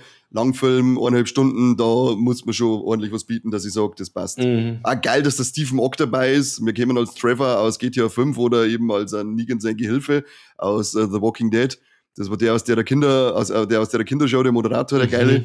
Den Typen liebe ich sowieso, wenn ich den sehe. Der glaube ich ist auch völlig durch, wenn du da mal oft seine Instagram-Posts oder so anschaust, die er auf Social Media verbreitet. Okay. Irgendwas stimmt mit dem auf alle Fälle nicht, aber ich sehe ihn auch gern. Ja. Freuen wir uns auf die nächsten VHS-Teile, Corby. Schau endlich mal VHS 99 auf. Schneller. Du brauchst gar nicht so schauen, ich sehe das schon. Corby, bist du wach? Ja, ich bin wach. Bist du da? Sau. Aber wisst ihr, was mich aufregt? Das ist, wenn du in einem Film, wenn es Sachen, die vor dem Film passiert sind, anschauen auf dem Bildschirm. Wisst ihr, was ich meine, oder? Ja. Warum sind da manche so dämlich, dass sie dann einfach die Szenen vom Film selber da drinnen zeigen? Das nervt mich immer voll. Das ist so richtig faul und frech einfach irgendwie. Das ist so richtig behindert. Sie sagen zum Beispiel, ja, da haben's kämpft. Und dann hast du die Kampfszenen aus dem Filmmaterial selber, wo du dann denkst, wann, das muss doch eigentlich einfach nur Überwachungskameraaufnahme sein, aber nicht 148 Schnittstaccato-Szenen aneinandergereiht, genauso wie wir es mir gerade gesehen haben. Das ist voll behindert, nervt mich. Regt mich richtig auf. Richtig faul sowas. Okay. Hä? Da werden wir für dumm verkauft. Jetzt musst du aber dann kurz erklären, was die Rahmenhandlung davor ist. Weil, was ist die Rahmenhandlung? Das ist allgemein. Normalerweise schauen sie ja, aber redest du jetzt gerade von VHS 99 oder? Nein. Ach so, ich habe jetzt gerade gedacht, du redest von VHS 99. Nein. Ja, sie schauen sich doch da die fertigen Filme an. Nein. Zum Beispiel, wenn es jetzt ein normaler Film war, wie Captain America und dann ist Verfolgungsjagd, Black Widow verfolgt Winter Soldier. Jetzt weiß ich, was du meinst. Und dann später schauen sie irgendwelche Überwachungsleute praktisch das Überwachungsvideo und das sind einfach 1:1 die Szenen, die wir 10 Minuten davor auf der Leinwand gesehen haben. Das finde ich immer so richtig dumm, faul und frech und da fühle ich mich verarscht und das regt mich auf. Müsste andere Perspektive sein quasi, wie du sagst, komplett. von einer Überwachungskamera. Ja, genau. Da habe ich die Kamera nämlich wahrscheinlich leider Gottes nicht direkt am Arsch von der Black Widow dran, wie es davor war, aber jeder Kamera ist an der Black Widow. Ja, genau, jede Überwachungskamera. Wieso regt dir das jetzt gerade auf? Also gibt es da irgendein besonderes Beispiel? Nein, ist mir einfach so eingefallen. Ist mir jetzt gerade einfach so eingefallen. Und wenn das nicht sogar, ich weiß nicht, warum mir Captain America eingefallen ist, aber wenn das nicht sogar bei einem Captain America Film einmal so war. Dann wäre es eine Frechheit. Aber vor allem bei so hochbudgetierte Filme regt es mir richtig auf. Also ich lasse mir eingehen, wenn es ein Low-Budget-Film ist, denke mir, okay, hätte es die Szene überhaupt braucht, dann hätte ich vielleicht einfach die Überwachungsbildschirme nicht gezeigt. Aber wenn sie es zeigen, dann kotzt mir das richtig an, wenn ich mir schon nicht die Mühe mache, dass ich das irgendwie so darstelle, dass halt nicht einfach die Szenen da draufgeschaut sind. Weil jeder, der 2 Gehirnzellen hat, der schaut sich so und sagt, was soll die Kacke? Nervt mich. Ja. Sowas regt mich auf. Ich zahle einen Haufen Geld für die Filme. Kann nicht sein. Das regt mich ja so auf, da kann ich nicht mehr schlafen. Also, es ist irre. Ja, es ist echt so. Da stehe ich im Bett, vor lauter Wut. Grandios irre. Muss ich meine Katzen wieder schlagen. Brauche ich wieder neue vom Tier. Gut, dass die alle voll sind. Oh, wieder. Kruzifix. Und wieder gebannt von irgendeiner Plattform. Ja. RTL Plus vor der Peter gesagelt, oder? Nein, Peter hat uns nicht gesagelt. Ah ja, gut. Aber gut, nee. Nächsten da. Solange es militante Veganerinnen mag, passt das schon. Corby, alles gut. Alles gut. Ich versuche nur mal ein bisschen die Warlex zu retten, okay? Aber rett einmal. Das war gerade sagen, das wirst du nicht schaffen können. Wenn jetzt Mike schon ein Buch dabei hat, dann nehme ich doch einfach auch ein Buch mit. Wow. Und zwar, ich habe mir das neue Buch von Marc-Uwe Kling reingezogen, und zwar Views. Und wenn ihr euch jetzt denkt, Marc-Uwe Kling, what the fuck, was ist das? Das ist der Autor von den Känguru-Chroniken. Also da solltet ihr doch eventuell mittlerweile mal was mitbekommen haben, dass da was gibt. Das ist nicht nur tolle Buchreihe, sondern grandiose Filme. Na gut, Filme sind okay. Gibt's da mehrere? Gibt's da schon mehrere? Ja. Ja, schon. Letztes Jahr ist doch der zweite rausgekommen. Okay. Nein, ich bin nicht mit den ersten gesehen. Ja. Bin ich nicht in der Materie. Auf jeden Fall hat der immer einen ziemlich geilen Humor und deswegen habe ich mir bei Views eigentlich dann gedacht, ja, okay, das ist bestimmt auch wieder sehr lustig, aber ich habe dann sehr schnell gemerkt, nein, er versucht sich anscheinend auch in anderen Genres und es ist ein Thriller. Und zwar geht es um eine Entführung und ein Vergewaltigungsvideo, das dann auftaucht von der Entführten. Was ist denn los? Es wird die 16-jährige Lena wird entführt. Und dieses Vergewaltigungsvideo spaltet die Nation und bringt dann die Rechtsradikalen dazu, eine neue Vereinigung zu gründen, und zwar den aktiven Heimatschutz. Aha. Und ja, es geht dann Das um ist die... nicht so abwegig. und es geht um die BKA-Kommissarin Yasira Saad, die aus politischen Gründen unter anderem diesen Fall bekommen hat, weil sie ist ja eine Ausländerin und deswegen soll sie doch bitte das alles aufklären, weil die Lena ist von 3 Ausländern, von 3 Schwarzen vergewaltigt worden. Und je weiter diese Ermittlung geht, umso beeindruckender war es für mich, wie viele aktuelle Themen er da schon einbaut hat. Und gerade künstliche Intelligenz ist da so ein Thema, das immer wieder zur Sprache kommt. Und wie der ganze Film aufgelöst ist, Film sag ich jetzt schon, das ganze, die ganze Handlung dann aufgelöst wird, bin ich dann echt da gesessen und hab mir gedacht, boah, krass. Also, es ist echt nicht so abwegig, dass das passiert. Und es ist in eine Richtung gegangen, wo ich absolut nicht dran gedacht habe. Es ist sehr zu empfehlen. Ich bin wirklich gespannt, weil ich finde, das bietet sich sehr an, verfilmt zu werden. Und wer das Buch nicht lesen will, der Marco Wickling macht normalerweise immer sehr gute Hörbücher, die liest er dann selbst. Von dem her kann ich auf jeden Fall empfehlen Views von Marco Wickling. Okay. Jetzt interessant. Ist aber dann schon Kontrastprogramm zu dem, was er bis jetzt gemacht hat, quasi, oder? Ja, Känguru-Chroniken ist zwar ein bisschen gesellschaftskritisch, aber halt eher blöd, lustig. Und Aber dann behandelt auch so ein bisschen Rassismus teilweise, oder? alles Mögliche, ja. Schon. Wobei das Känguru natürlich Kommunist ist. Das weiß man ja. Ist ja klar. Ja, Die haben ja immer einen Hammer und eine Sichel von dem Beidel drin. ja, der schon. Ja. Und einen Lenin auf der Schulter tätowiert. Quality Land habe ich mir auch schon mal reingezogen, zumindest das erste Band. Der war auch ziemlich lustig und auch schon nicht mehr ganz so blöd. Da geht es halt auch dann darum, wie in Zukunft halt dann dieses Konsumierungsverhalten die ganzen Plattformen beeinflusst. Da werden zum Beispiel Pakete anhand von dem verschickt, dass die, zum Beispiel dass Amazon davon ausgeht, dass du das eh willst. Und dann kriegst du halt irgendwie gleich immer das neueste Mediabook oder das neueste Buch. Du weißt gar nicht, dass das eigentlich veröffentlicht worden ist, aber denkst du, ja, cool, gefällt mir echt, weil hätte ich mir sowieso gekauft. Und das eskaliert dann, weil die Hauptfigur einen Delfin-Dildo kriegt und nicht weiß, warum. Das ist, wenn du irgendwelche Leute zu dir einladest auf eine Party und hast da Alexa und die stehen die ganze Zeit da und schreien, Alexa macht 10 Dildos in den Einkaufskorb. Ich hab das zum 100. Mal gesagt, voll lustig. Ja, nur, dass es bei denen halt dann so verankert ist, die vom Kundenservice versichern ihm dann, doch, du willst es. Also, Du willst das. So Jedi-mäßig, oder? Ja. Das ist der Dildo, den du suchst. Nein. Oh. Also, Also irgendwie, also in seine Themen, die er schreibt in die Bücher, die hören sich echt sau interessant an. also ich habe bis jetzt noch nichts Schlechtes von Marc-Uwe Kling konsumiert, also von dem her. Vor allem das jetzt mit Fuse, das ist halt auch wirklich irgendwie voll am Zahn der Zeit, wenn man sich das bei uns anschaut, wie es rund geht und auch mit den Sachen, die gesagt werden und dieses Aha passt ja auch zu einer sehr blauen Ecke bei uns, die ja auch gern alte Kürzel, Parolen und so weiter benutzt. Vor allem, das Wie viele ist. Seiten haben das? Was jetzt gerade nicht auswendig, aber sagen wir mal, allzu lang dauert es nicht. Ich glaube, dass das Hörbuch, das haben wir nämlich dann dazu auch geholt, das hat irgendwie 5,5 Stunden dauert. Das ist nicht aus. Na.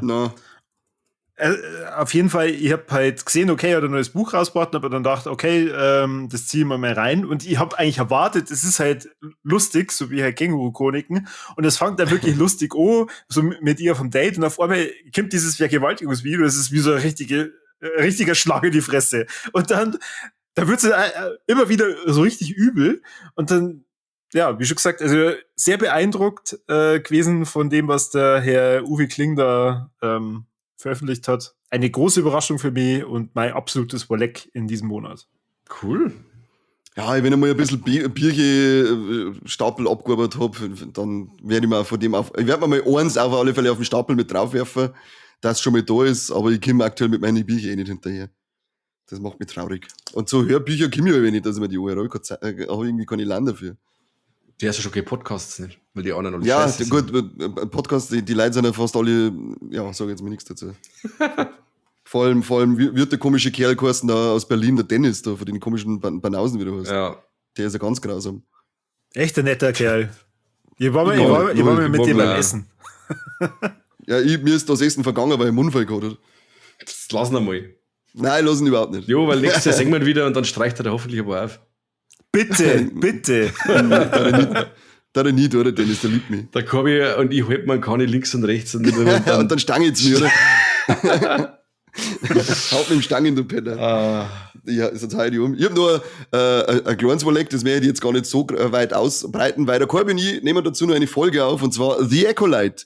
Ich weiß nicht, als Wolleck wollte jetzt eher so wieder dieses geile Drama mitnehmen, das in die sozialen Medien abgeht zu dieser Serie, weil ich glaube, dass noch keine Star Wars Serie, also alles, was seit Disney rausgekommen ist, polarisiert ja irgendwie. Aber so wie es bei The Acolyte alle ausflippen, das ist ja der Oberwahnsinn. Ich weiß, habt ihr da schon ein bisschen was mitgekriegt? Ja, gerade so bei den ersten 2 Folgen war ja die Wokeness wieder mal ein Thema. Das Wahnsinn. Also es ist irre.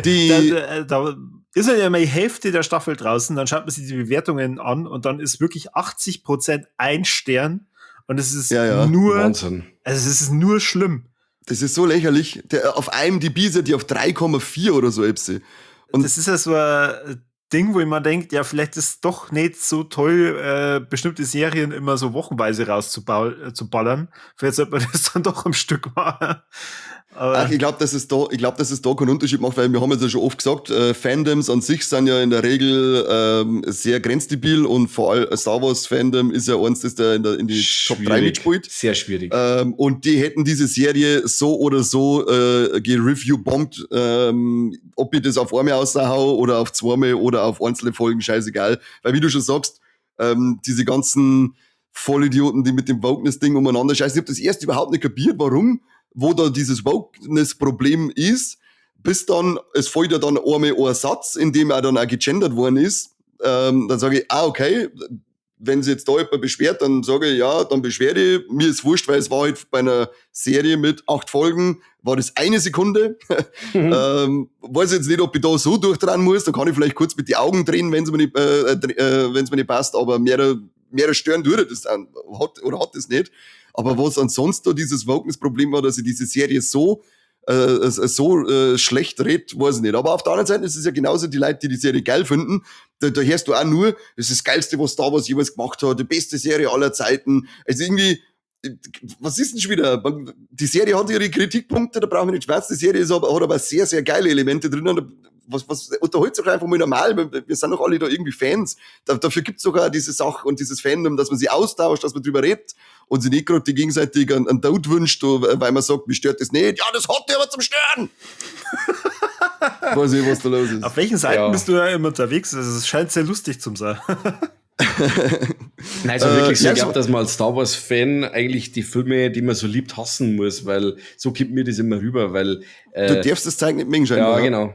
Außer die Urtrilogie und alles andere ist mittlerweile auch zum Teil die Prequels. Die darfst mittlerweile auch, also du brauchst dann immer so einen Abstand von mindestens 20 Jahren, dass du das mengen darfst. Weil dann bekommen so Filme wie, weiß ich nicht, Teil 8 und dann haben die ersten 3 quasi gar nicht mehr so schlimm.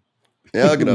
Machen wir einfach mal einen Teil, der schlimmer ist als alles andere und dann passt das schon wieder. Ja. Na, keine Ahnung. Aber weiß ich da wirklich, das ist so, keine Ahnung, die haben diese dunkle und helle Seite ein bisschen zu ernst genommen, weil die dunkle Seite, sag ich jetzt mal, die ist da wirklich so hasserfüllt, dass die dann die Leute anfangen und der Namen, denen das halt einfach gefällt, und sagen, was, mir ist das wurscht? Und wenn ich mit der rosa Fanbrille da sitze, dann passt schon. Ich bin froh, dass ich Sachen kriege von Star Wars, dass ich das sehen darf. Ich hab's letztes Mal vor ihm gelesen, der irgendwie gesagt hat, er freut sich so, weil er ist, ist anscheinend schon ein älterer Typ gewesen. Er hat damals nach der Trilogie, hat er gesagt, ich weiß jetzt nicht mehr wie lange, aber es hat ja Jahre gedauert, bis überhaupt wieder mal Star Wars Content gekommen ist, in Form von Hörbüchern, in Form von Büchern und so weiter, bis es mal ein bisschen Fahrt aufgenommen hat und bis wir eben dann auch mal die Prequels gekriegt haben. Also man hat eher eine riesige Star Wars Strecke gehabt. Und jetzt hat alles, was irgendwie rauskommt, da wird nur, bei manchen Sachen wird wirklich nur gesucht. Ein schöner Gruß an einen unserer Hörer, der Neverraven, also, alter Segler, Feier im Weltall, über das brauchen wir jetzt ja gar nicht überschmerzen. Sound im Weltall! Sound! Ich sag's nochmal, Sound! Da beschweren wir uns dann, weil wir mal eine Stichflamme im Weltall gesehen haben, oder was? Ich schluck die ein, wenn wir uns das nächste Mal sehen. Ja, von unserer Community zu drohen. Das haben wir schon mal gehabt. Ich hab's ihm schon geschrieben, dass ich ihn einschlug. Ja, super. Wie der Facke, hab ich gesagt, schlug ihn ein. Ich muss jetzt mal ganz ehrlich sagen, dass ich die Prequels noch nie gehasst habe. Ich bin aber auch ich bin ja damit aufgewachsen und ich habe das damals einfach cool gefunden. Also Episode 1, ich glaube, das haben ihr und mein Bruder gefeiert ohne Ende. Da waren wir halt auch genau in dem Alter, sag ich mal, wo das rausgekommen ist, wo auch dieser Humor mit dem Jar Jar Binks noch ein bisschen besser ansprechen können. Weil als ich dann nämlich älter geworden bin, habe ich es mir nochmal angeschaut und ich finde Star Wars Episode 1 finde ich voll geil, aber ich pack an Jar Jar Binks überhaupt nicht mehr. Also da kriege ich jetzt mal, keine Ahnung, voll ins Wachkoma oder sonst irgendwas. Ja, der nervt mich so extrem. Tust du nicht lachen? Ich schwöre da eins, wenn ich den mit meinem Burmo schaue, dann ist das Highlight vom Film. Wenn du das mit einem 6- bis 10-Jährigen anschaust, dann sagt der, Wolleck, vielleicht weiß ich von dem ganzen Film nichts mehr, aber der Jar Jar Binks war voll lustig. Der war voll lustig. Das ist einfach eine andere... Ja, Komplettrennen ist doch das, oder? Wo alle dahinter sind. Ja, genau. Ein Komplettrennen. Ja, das muss man auch mal dazu sagen. Wahrscheinlich hocken dann irgendwelche aufgeschwemmten, fetten, 45-jährigen Arschgeigen da, die, was weiß ich, wie lange aus dem Keller rausgekommen sind. Mike, warst du wieder mit dem Unterhemd, fressen gerade irgend so in Mayo getränktes Sandwich, das sie sich unten auf den Beidel drauf tropfen und beschweren sie dann, weil sie nicht die 100%ige Zielgruppe sind. Ja, diese Sachen sind nicht, das ist ein bisschen breiter gefächert ab und zu. Episode 1 ist ja ab 6, oder? Schon. Ja, was sagst du genau? Es ist halt auch, es soll halt auch eine große, breite Masse ansprechen. Das ist nicht nur für die aufgeschwemmten Potsack in dem Keller. Breite Masse, lustig. Aber das Pottrennen finde ich nicht geil, oder was? Deine Kinder? Über das Pottrennen, glaube ich. Also. Was? Deine Kinder? Ich hab's noch nicht angeschaut, oder? Also, wir haben den nicht angeschaut, aber ich sage einfach, wenn ich das mit meinen Kindern oder mit meinem Großen anschauen darf, dann ist 100%ig der Jar Jar Binks eins für die Highlights, weil der Humor bei Kindern wahrscheinlich besser ankommt wie bei einem erwachsenen Publikum. Ja, wenn's älter bist als 16, dann kann das normal nicht mehr funktionieren, der Jar Jar Binks. Ich glaube auch, das ist schwierig. Ab dann ist es so, dass du sagst, bitte haut sich mal ein Laserschwert ins Auge. Mit 16, da hast du, glaube ich, ein ganz anderes Interesse in Form von der lieben Natalie Portman. Ja, aber nicht in dem Film. Dann schaust du Leon der Profi an. Da ist 12. Alter, du bist so krass. Was ist los mit Späßchen? Ja, ist ein Späßchen. Oh, Mist, was habe ich jetzt gesagt? Ja, und wenn du in der Zeit 16 bist, dann ist ja das legitime. Das ist das, wir haben das Thema schon mal gehabt. Genau. Wir haben das Thema schon mal gehabt und da war ich gerade im selben Alter wie sie, dann habe ich gesagt, boah, das ist die schönste Frau auf der ganzen Welt. Genau, und dann hat er 2 Jahre später gesagt, nein, geht gar nicht. Da muss ich bin raus. Ja, nein, geht überhaupt nicht. Da bin ich auf der sicheren Seite, wenn ich mit dem Schore noch in Kisten liege. Ja, genau, da fällt er nichts. Dann fällt da gar nichts mehr. Ach, schön. Unfassbar. Ja, aber ich bin gespannt, wenn wir uns die Folge aufnehmen. Demnächst dann die Acolyte Staffel 1, Corby und ich, machen uns die Arbeit und besprechen die für euch. Bumm. Ja. Also, das ist halt richtig. Und wir werden nur sagen, wir werden auch nur die woke Dreckscheiße über diese Transwichser mit den Regenbogenflocken. Sogar die Laserschwerter haben alle verschiedene Farben. Ich flippe aus. Das kann nicht sein. Und haben wir Zipfelform. Warum habt ihr von mir Zipfelform? Was soll das?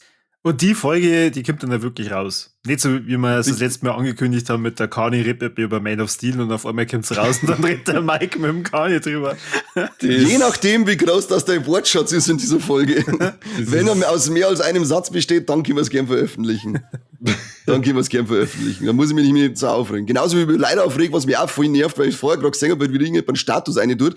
Wann ist denn eigentlich die Schwuchtel, nein, das sagen wir jetzt nicht, die Scheiße aufgekommen, dass man reinschreibt, wenn man Nachmieter sucht, mit, falls jemanden kennt, der jemanden kennt, der niemanden kennt, ihr wisst schon, suche Nachmieter. Weil, ich kann jetzt, das macht mich mittlerweile so grantig, wenn ich das sehe.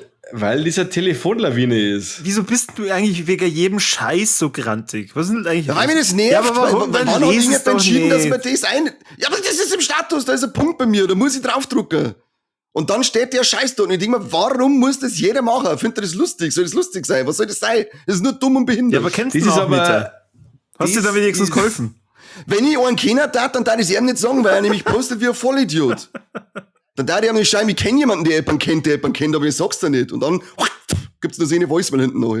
Hack tu. Und dann blockiere ich ihn auf WhatsApp. Regt mich richtig auf. Vor allem, weil es jeder tut. Wirklich jeder meint, der muss so nach einem Nachmieter suchen.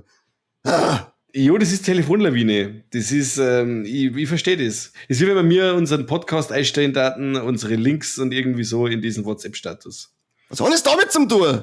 Das ist doch dasselbe, nur dass dein Podcast interessiert und ob die anderen eine Wohnung haben oder nicht oder einen Nachmittag haben, ist Geht's das nicht um die scheißegal. Wohnung. Da geht's nicht um die Wohnung, du Vollidiot. Da geht's um die scheiß Formulierung. Was? Ich hab gedacht, das Thema für die ist, dass der Wohnung sucht. Du brauchst jetzt dann gleich einen Nachmieter, weil du jetzt dann aus dem Haus ausgeschlagen wirst von mir, du Penner.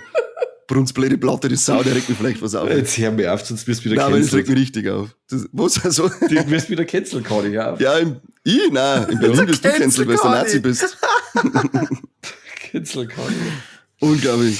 So, cancelled, ich hab die ganze Zeit cancelled verstanden. Nein, Ich bin gehänselt. Nie. Das habe ich Du seit bist der der Hänsler. Schweizer nicht mehr erlebt. Du bist der Hänsler. Nein, ich nicht. Nein, ich bin nur cancelled worden. Glaube ich nicht. Bin über geschubst worden und gestiefelt und gestangelt und angemeint. Ich hab noch was gesehen, darf ich noch sagen? Hau raus, gell? Ich habe wieder mal was von Pandastorm Pictures gesehen. Die haben einen Film rausgebracht, Zeit der Wölfe von 1984. Gutes Baujahr, das ist mein Baujahr. Alles, was danach gekommen ist nichts Gescheites mehr gekommen. Hey. Dankeschön, du Arsch. Yeah. Yeah!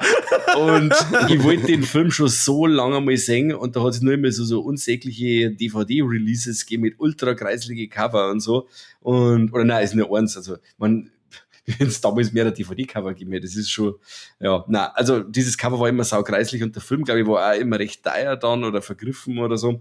Und jetzt gibt's auf alle Fälle ein 4K Ultra HD Mediabook von Pandastorm und das habe ich meiner Naido. Und ich fand den Film super, super cool.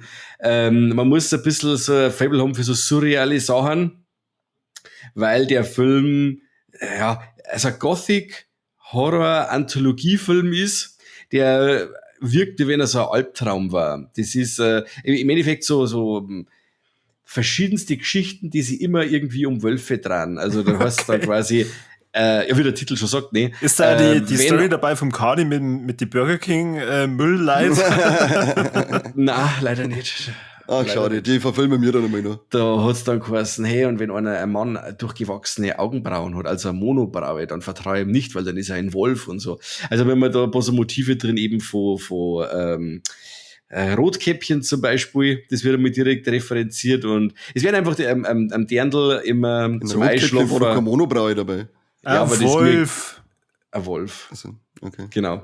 Und die Großmutter Die Oma Monobraue lest, nein, die ist ja kein Wolf nicht, die wird ja gefressen vom Wolf. Ja, Meine sowas. Ich Fresse. kenne mich nicht mehr aus, das ist zu lange her. Ja, gib mir in Ruhe. Jetzt ist wie spät ist jetzt ein halbe Elf, du kannst nicht mehr gar nicht, du bist raus. Ich bin im Ausdruck fertig. Ich schwitz wie der Nutten in der Kirche, das ist Wahnsinn. Brutal. Mein Wappen sitzt wieder da auf die Knie auf und ich denk mir die ganze Meine rutscht mir die ganze Zeit vor die Knie oben, links und rechts. Ich bin froh, dass wir die vor der Bank dreht. Hast du deine Katze schon links und rechts eingesteckt irgendwo, oder? Ja, zum Aufsaugen. Also, jetzt passt du Wacht. Okay. Im Endeffekt geht es darum, dass die Jessica Lansbury, jeder kennt sie, jeder liebt sie, als Mord ist ihr Hobby, gute Nachtgeschichten verzählt, die höchst verstörend sind. Und diese Sachen, die sehen wir mir dann. Und da geht es eben immer um Wölfe. Und im Endeffekt hat das nur Metaphern, die ganze Zeit für so Coming-of-Age-Sachen, für das Erwachen der Sexualität, mit was Animalischen und so. Und da ist der Wolf quasi da das Synonym natürlich dafür und so. Und es ist echt cool, wie die ganzen Sets und alles, weil es ist das wenigste, was ich jetzt gesehen habe, wirklich in einem Wald draht. Es ist sehr viel an Sets draht und ich finde, es schaut so märchenhaft aus, wie bei Labyrinth oder irgendwie so, wenn es den Film kennst, mit David Bowie oder so. Genau David sowas. Bowie, oder? David Bowie, genau. Und fand ich super. David Bowie, oder? Ja, genau. Ja. Ich weiß nicht, David Bowie war's, ja. Ich glaube schon. Sagt man nicht David Bowie? David. David du, Bowie, über stimmt. Tode macht man sich nicht lustig, gell? Er ist der Großonkel von Ralf Finet gewesen, der David Bowie. Na, bei Musikern kenne ich mich auch aus. Also, okay, Ja. passt. Wenigstens irgendwo. Ja. Schön. Ja, man muss ein Faible haben für so Abtreide und surreale Sachen, sonst kommt man mit dem Film nicht klar. Wie gesagt, es ist sehr viel Metaphorik eben auch drin, aber ich finde, dass das wirklich sehr geil gemacht war. Die Effekte sind ein Traum, also wir haben also richtig coole Body-Horror-Elemente mit drin und diese Werwolf-Verwandlungen, mir die fast behaupten, sind allvoll die besten und laufen mit American Werewolf in London mit. Also das ist wirklich Echt? So cool, krass? wie das ist, wenn da wirklich der Wolf aus dem Mund rauswächst oder wenn sie dann einer da die Gesichtshaut dann oberreißt und dann der dann zum Wolf wird, wenn dann das Fell kommt und so. Also wirklich, wirklich cool, wenn man bedenkt, was der kostet hat. Ich habe jetzt keine genaue Zahlen, aber das ist wirklich ein Pipifax gewesen, was der kostet hat. Und ja, ein wirklich schöner Film in einer wunderbaren Veröffentlichung mit viel Bonusmaterial. Unter anderem auch ein tolles Booklet, ein Essay vom Professor Dr. Markus Alexander Stiegelecker. So. Toll. Das ist toll. Ja. Mensch, Und, gut, dass du es jetzt also, so erwähnt hast. Auf jeden Fall, muss man auf jeden Fall erwähnen. Ja. Und also, Stiegler schon. wer seine Filme gern abdraht hat mit richtig geile Special Effects und mag er gerne mal mit der Meta-Ebene ein bisschen arbeiten. Und auf diese, dass der Film so episodenhaft inszeniert ist, habe ich ihn brutal unterhaltsam gefunden. Also es weiß ich nicht, wie das halt die Jünger singen, wenn sie sowas singen, aber ich fand das mega cool. Also ich habe mich einerseits ein bisschen geärgert, dass ich jetzt so lange gewartet habe, dass ich mir den Film wirklich angeschaut habe, aber dann hat es mich wieder gefreut, dass ich jetzt den in wirklich so einer geilen Veröffentlichung und so einer tadellosen Umsetzung gesehen habe und kann den jedem wirklich nur ans Herz legen. Zeit der Wölfe von Pandastorm. Cooles Ding. Cool. Finde ich Thunderstorms immer gut. Finde ich Ja. toll, dass die da diese alten Schinken immer wieder raushauen. Mhm. Und dass die wirklich auch noch was physisch bringen, weil sie bringen ja wirklich auch viel, dass man sie im Online-Shop kaufen kann und dann streamen kann und so. Aber sie konzentrieren sich immer auch noch auf die physischen Medien und das muss man ja auch zugute halten. Und bringen die Mediabooks sind immer richtig schön hochwertiger. absolut. Und auch coole ist Texte doppelt. geschrieben, eben wie gesagt, vom Stiegelecker, die kann man immer gut lesen. Ja, Stiegelsepp, das ist immer super. Ja, wenn ich mir einen Film Freuen wir kaufe, uns dann sind wieder, die Texte immer das Wichtigste.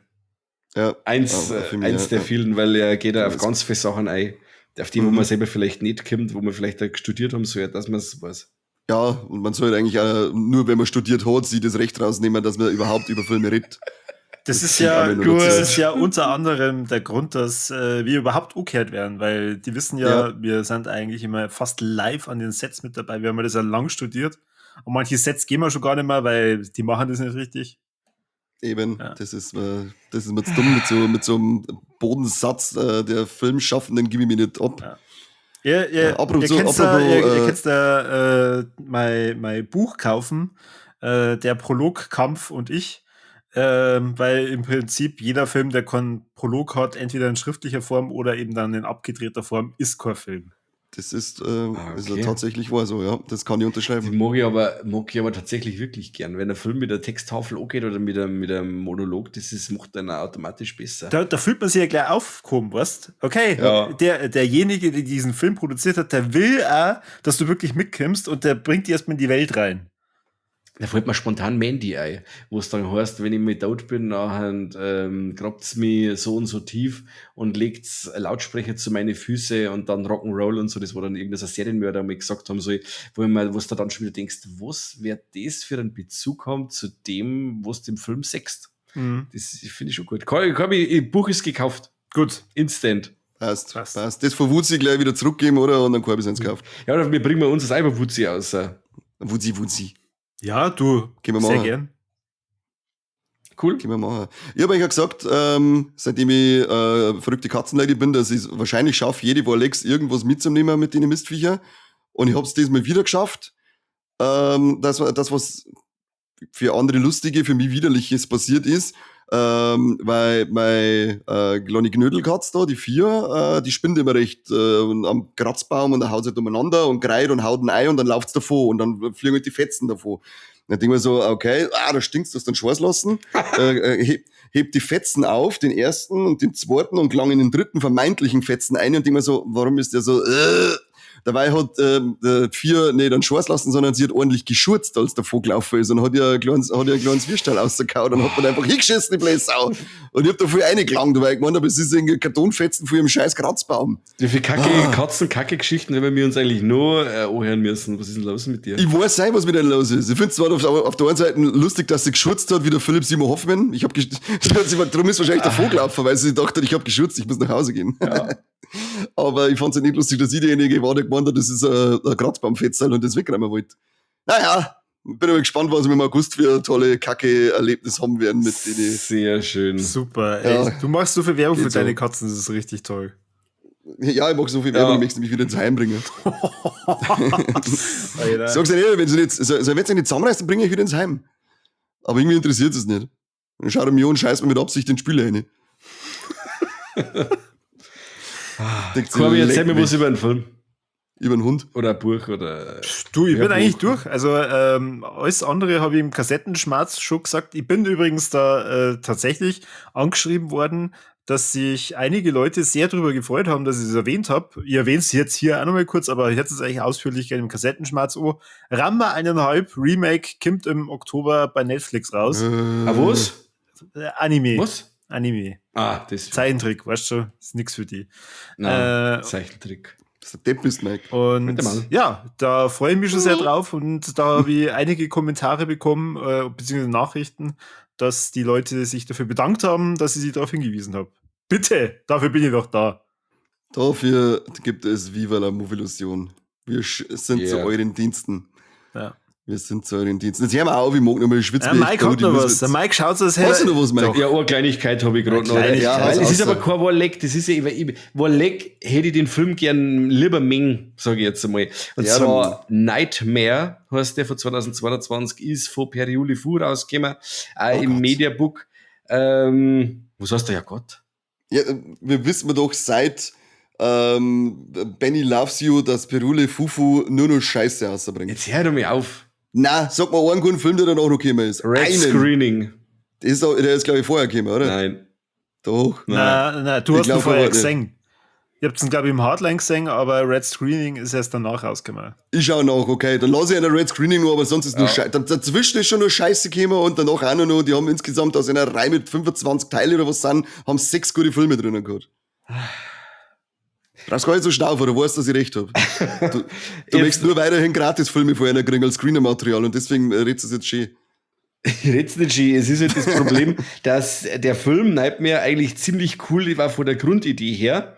Und der vereint ein paar so diese Tropes, Schwangerschaft, dann unbekannte neue Umgebung, Schrägstrich neue Wohnung und Schlafparalyse. Und wenn man sich das so anhört, denke ich mir, ja cool, wenn das so alles irgendwie so zusammenspielt und so, kann cool werden. Und die Darsteller sind auch noch ziemlich cool, hat also später die 90er oder so eine coole 90er-Atmosphäre, auch kommt richtig cool rüber, aber es wiederholen sie so viele Szenarien und Szenen abfolgen so oft, dass das wirklich langweilig geworden ist. Also die erste Hälfte war wirklich cool, weil es gesagt hast, ja, bam, und jetzt bin ich echt gespannt, auf was ausläuft und ich bin jetzt echt gespannt, auf was ausläuft und der Film geht weiter und jetzt bin ich echt gespannt und jetzt zeigt's mir so ein jetzt mehr das dann wissen, auf was ausläuft und so. Also es war wirklich ein bisschen Abwechslung, war bei dem Film noch richtig cool gewesen. Vor allem, wenn ich schon so viel Motive hab, die da mit dem Film schon bedienen, dann kann ich da ein wenig mehr spielen damit. Aber ein paar Sachen, die werden dann direkt ausblendet, dann ist wieder etwas anderes mehr im Vordergrund.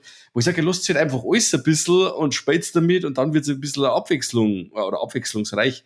Und das fehlt halt da leider. Und so vom ganzen Ding her hat der super passt und auch das Haus, wo da einziehen, schaut super cool aus und Ding. Die Idee mit der Schlafparalyse finde ich immer voll gruselig, wenn du überlegst, du liegst da und kannst nichts machen und hin und her.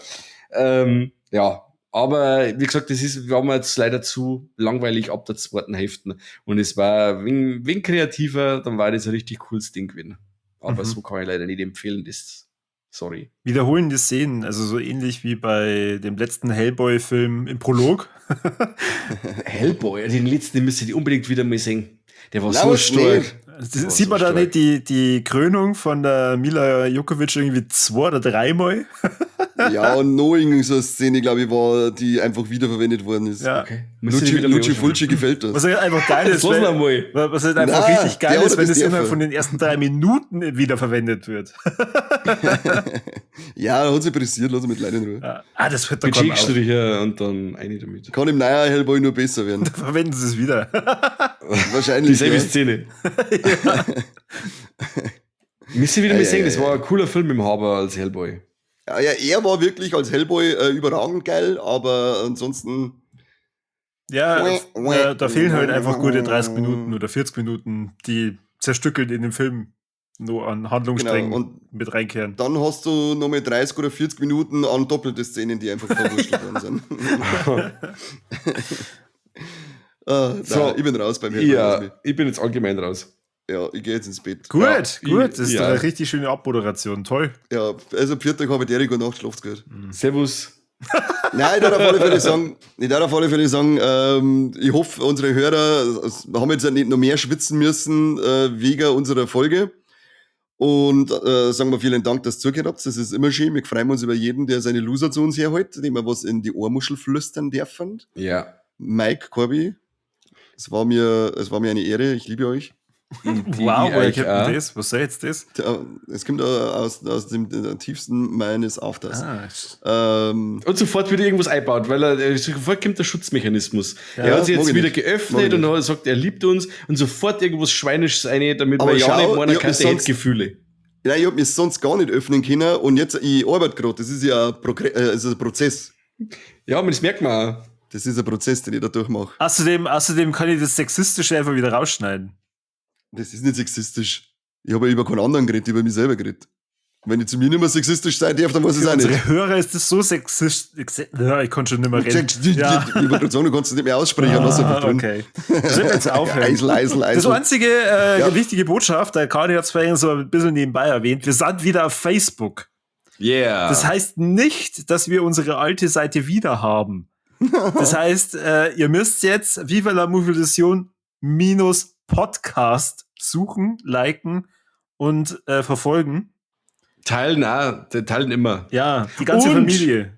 Und die Oidi-Seiten, nur Viva la Movilusion, bitte entliken und wegen Hassrede Hierhänger bitte. Vielleicht sperren sie es. Oder Facebook schreiben, sie sollen uns die Adminrechte dafür wiedergeben.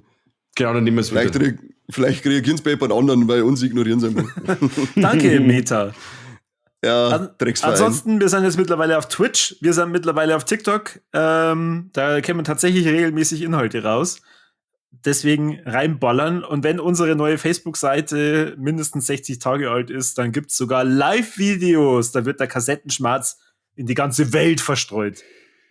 Alter. Und Leute, ganz ehrlich, ich habe jetzt meine Facebook-Freunde Oli eingeladen. Oli, die sind fast 500, 480 irgendwas.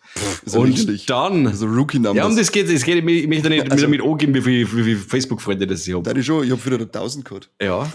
Nein, bin nicht. Und dann lade ich Oli ein in die Seiten und dann dauert es noch, weiß ich nicht, 3 Tage, jetzt haben wir es 3 Tage und dann haben gerade einmal von meiner Freundesliste, ich glaube, 50 Leute zugesagt. Leute, was ist mit euch los, wenn es das Herz und das Herz mit mir befreundet bei Facebook, dann nehmt ihr bitte eine Einladung an, das mache ich nicht umsonst. Du weißt doch dann jetzt, dass du eigentlich ab morgen gerade noch 50 Facebook-Freunde haben dürftest, weil du alle anderen sofort in die Tonne treten kannst. Die Guten, ja. Aber weil du gerade sagst, mit die Facebook-Freunde angeben, das will ich noch kurz zum Abschied verzeihen, weil da habe ich nämlich tatsächlich mal einen kennengelernt, da sind wir an einer Bar gestanden und ich habe mich mit einer Barkeeperin, die habe ich schon länger kennt, unterhalten und sind wir irgendwie auf Facebook gekommen und hat sich der geile auf zu uns zurückgestellt, irgendein geiler Bauernfünfer, der glaube ich ist gerade unter seinem Fendt gekrochen und dann schnell zum Halbesaufen und mitgekommen. Das war der Atten, wie heißt der Atten? Nein, das war ein ganz anderes, das war nicht der Attensepp. Auf alle Fälle hat er sich dann hingestellt, also so geil an die Bar angeladen, mit einem Arm, schaut uns zwar so an, so von unten auf und sagt er so, redest du über Facebook oder wie? Ja, schon. Hab ich auch. 3000 Freunde. Bumm. Das war's einfach. Dann hat er genüsslich von seinem Bier gesippt. Du hast bitte sag, du hast instinktiv aufgehört, Bier zu trinken, hast gefragt, aber wir sind ja noch gar nicht befreundet.